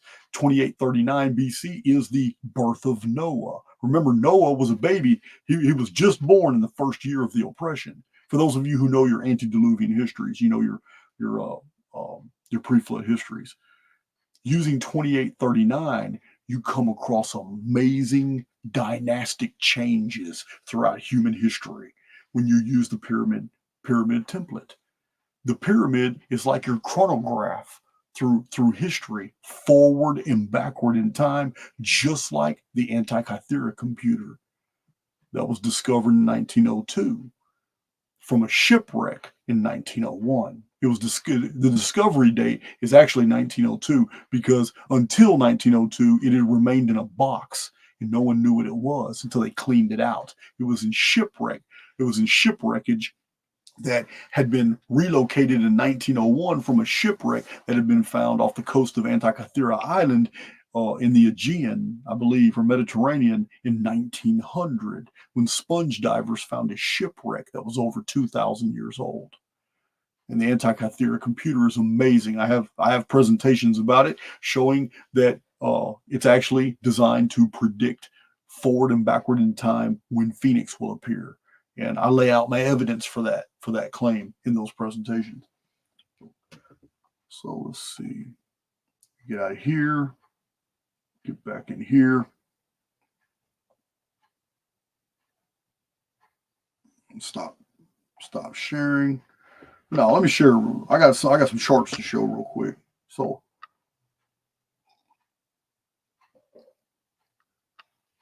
man, Yeah, it's the amount of material is amazing, but it's the implications. We need we need to understand the implications of what we're looking at here. There is no way that a race of people in the ancient past would have just come up with all these things conceptually and decide and had some type of crystal ball where they could know the future. Man, we need to grow up as a community, and we need to quit entertaining this BS like ancient aliens. We need to quit entertaining this a lot of this weird shit that people believe in, and we need to reduce things to their lowest common denominators. And what we're going to find out is that anything that comes in complexity comes by way of experience. This means, this translates to us that that structure built 58 centuries ago with that level of multidimensional mathematics built to survive every scenario, and the traditions attached to it were specifically to survive cataclysms. And remember the book of Enoch, what it says about it. It says it was designed for a last days generation. So now I introduce things like the alchemical texts.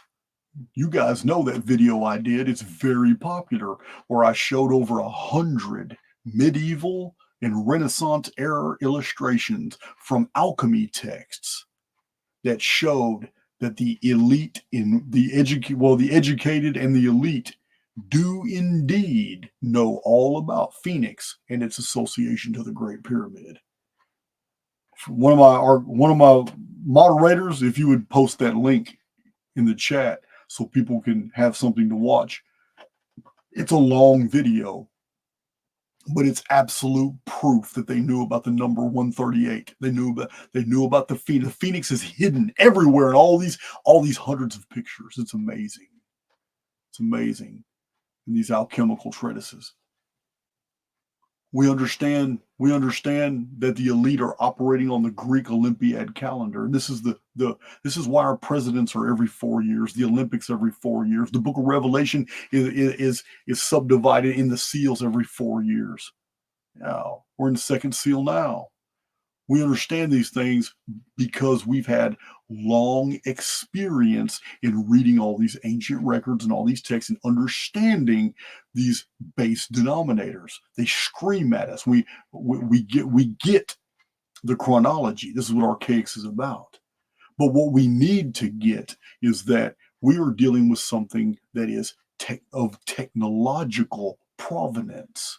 Of course we're spiritual beings. Of course we're immortals passing through a construct. Of course we're here to learn. Of course the most important things are for us to develop our intuition, our empathy, and our imagination. These are core spiritual principles. This is how we get through. But these are just how we become acceptable building materials.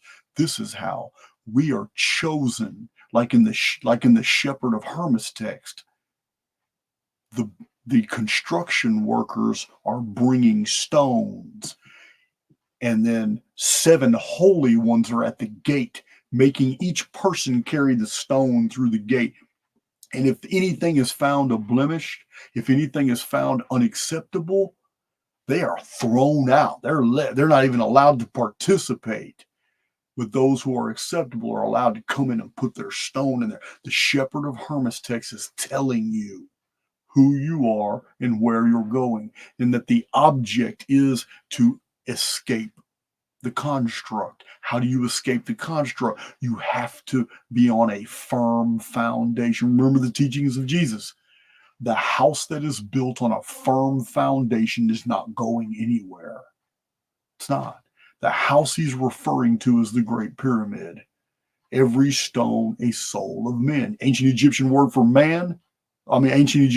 soul was men, M-E-N. It's also the word for stone. So we have all these correlates, and we like to entertain the mystical, the religious, the metaphysical. But we're not in that world anymore. That's the world of the turn of the century, over 120 years ago.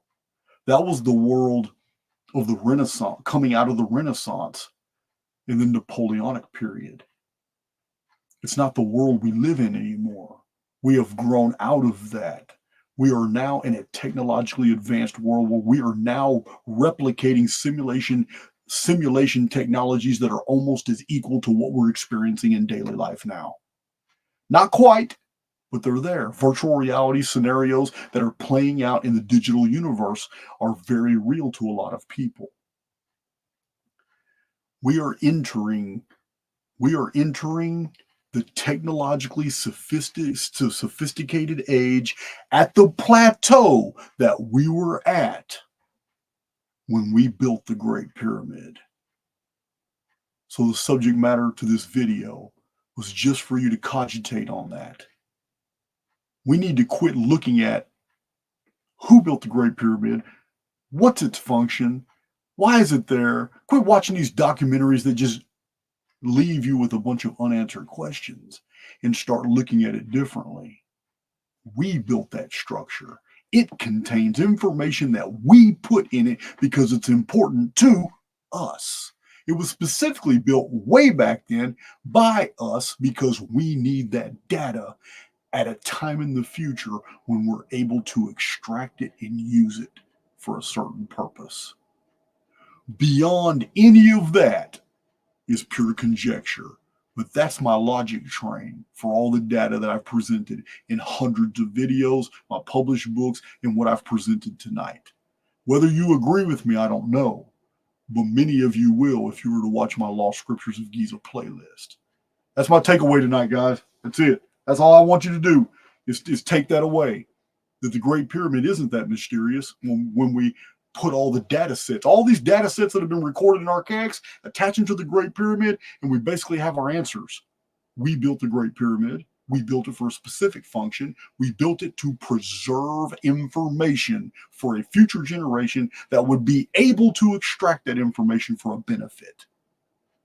And when we take that into consideration and the obsession of the Great Pyramid in the alchemical and Renaissance texts, the obsession of the Great Pyramid in symbols everywhere today, the eye and the pyramid on our Great Seal of the United States, the obverse, all the weird things that are happening in the worldwide media, when we take these things into consideration, things do begin to make sense.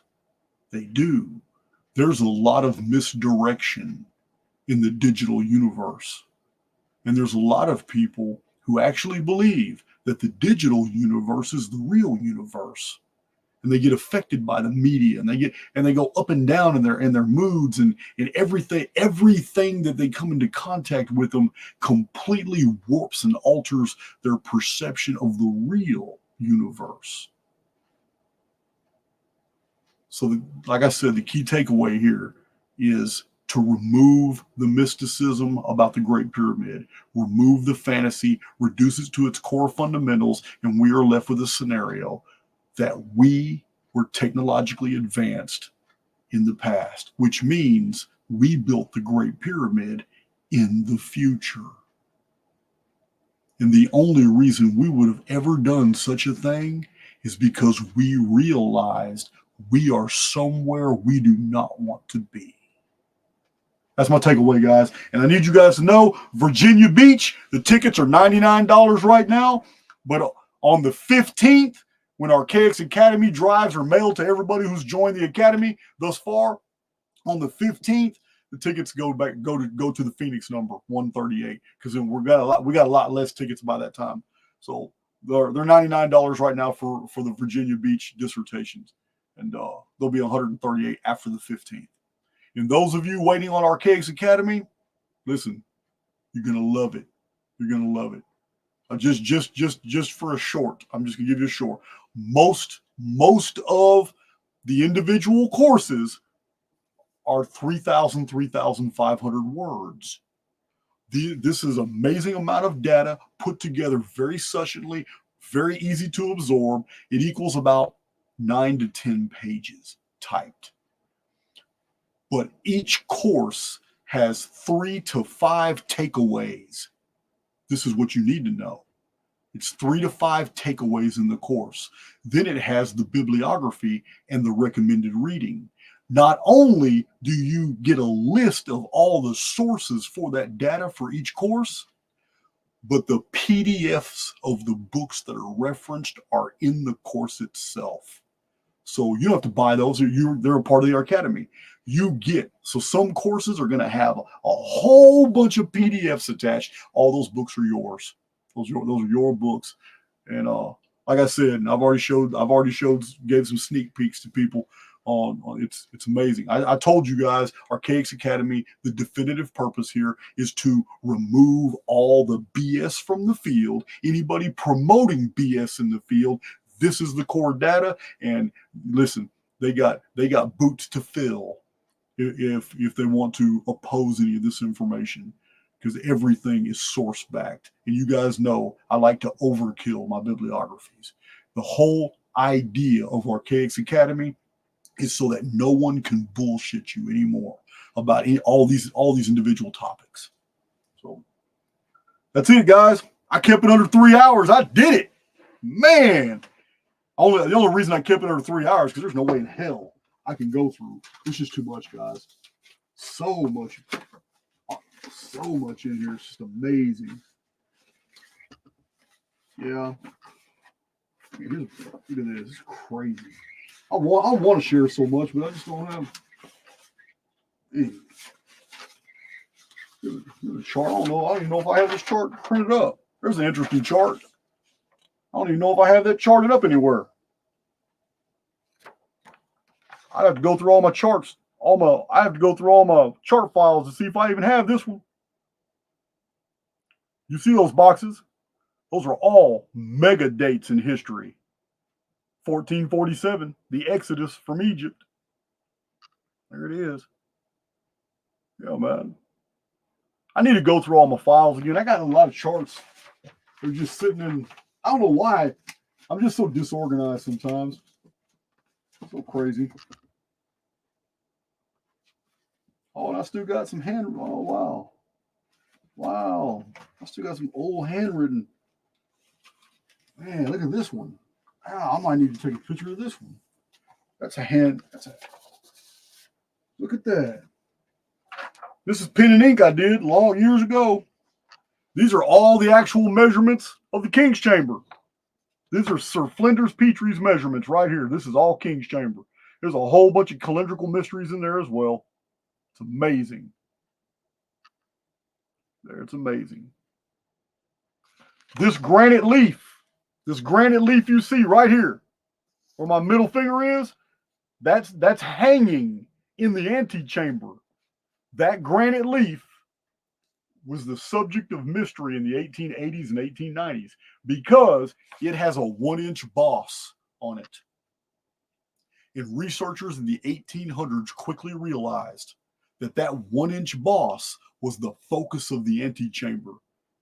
So when they measured that boss and realized, well, that's almost exactly a perfect inch, that was their first clue. It's the Great Pyramid was self-referencing. So they started measuring everything by that unit, and every measurement was perfectly uniform, meaning it wasn't 43 point anything. It wasn't 23 inches point something. It was uniform. The granite boss literally decoded the Great Pyramid. These men in the 1800s thought on another dimension than we do. Yeah, this is what they were doing back then. But yeah, these are the measurements of the King's Chamber. Rayat Ali, that's right. That's the history of the pyramid inch. And man, academia has gone to war against that pyramid inch because they refuse to entertain the concept that the ancient Egyptians would have been able to predict the future, because that's basically what it is. If your rectilinear measurements are isolating years in world history where epic events occurred, that is very damning to the entire anthropological idea of humans being primitive and then becoming more and more advanced. This is not what the archaeological record shows. It shows that we have been advanced multiple times and we've been destroyed multiple times. Yeah, so Great Pyramid, guys, we're on a loop.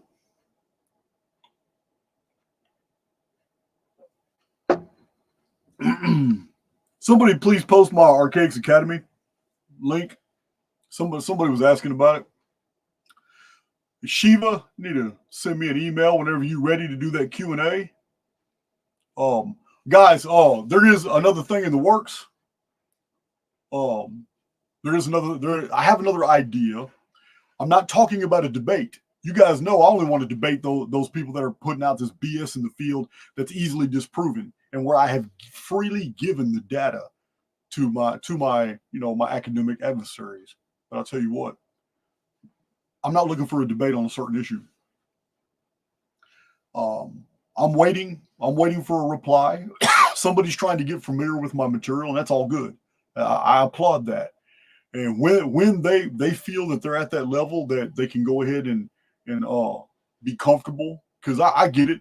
Archaix is very overwhelming. I get it, but I have invited a few people to my channel to do a roundtable, and I'm going to have these guys educate me on Fomenko's chronology and to educate me on the missing 1,000 years. And if there's any crossover on this other theory, it's a little bit different. Another theory about the little, Satan's little season, or something, the post-millennial theory. I can't remember if these are even topics. So I'm not going to argue. I'm going to ask questions to be educated where this material derives. How did Fomenko and others come to these conclusions?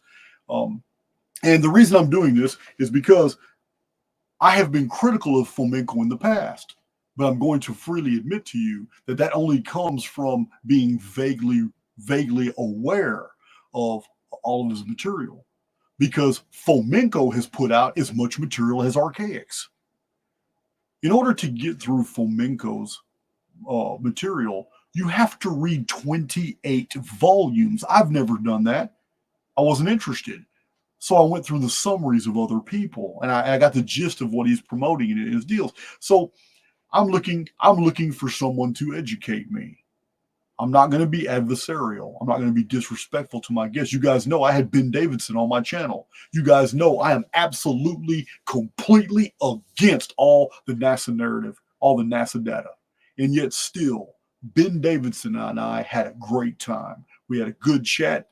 I left it on my channel. We had a good vibe between us, even though, I tell you all the time, we may live in the same world, but we're not existing in the same universe. And that's the same thing for Ben and I. Doesn't make him a bad fellow. It doesn't make me right or wrong.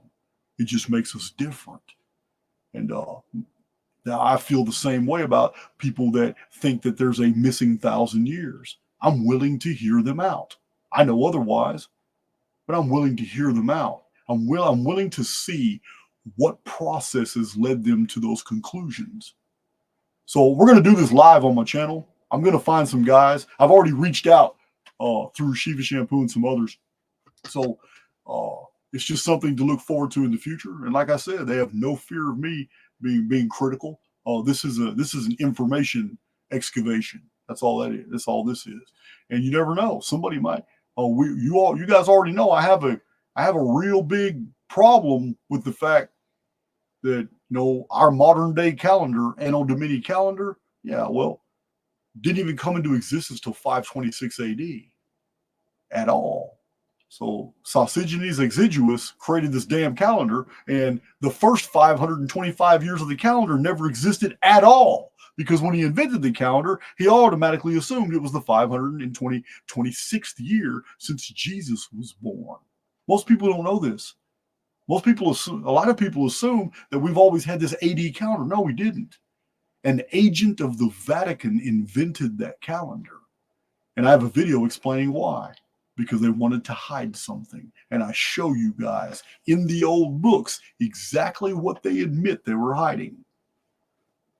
I'm not gonna give it away. It has something to do with a big old giant bird that turns to ashes when it burns.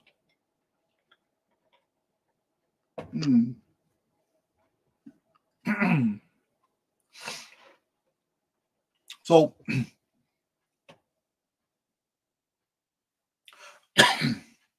that's it, guys. I don't want to ramble, but the Virginia Beach tickets are $99 until the 15th, and then it's they go to $138. North Carolina sold out, guys, because that's those are friends, and they live on a mountain, and there's just can't hold a lot of people. So those 50 tickets were gone quick.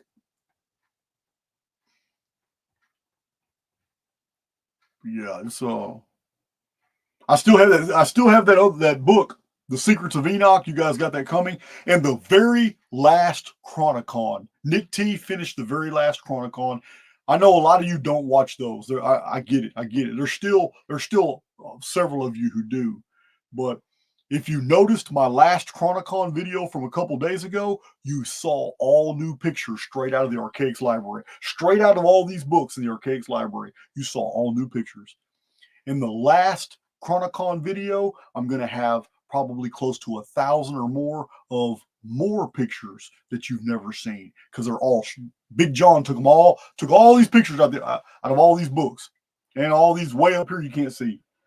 So the next Chronicon video will be released the day after tomorrow, and it's the final one. It sums up that means there's like 38 solid hours of listening to Nick T narrate Chronicon from 5239 BC all the way to wherever it ends. So it's the last video is 4 hours long, but it's done.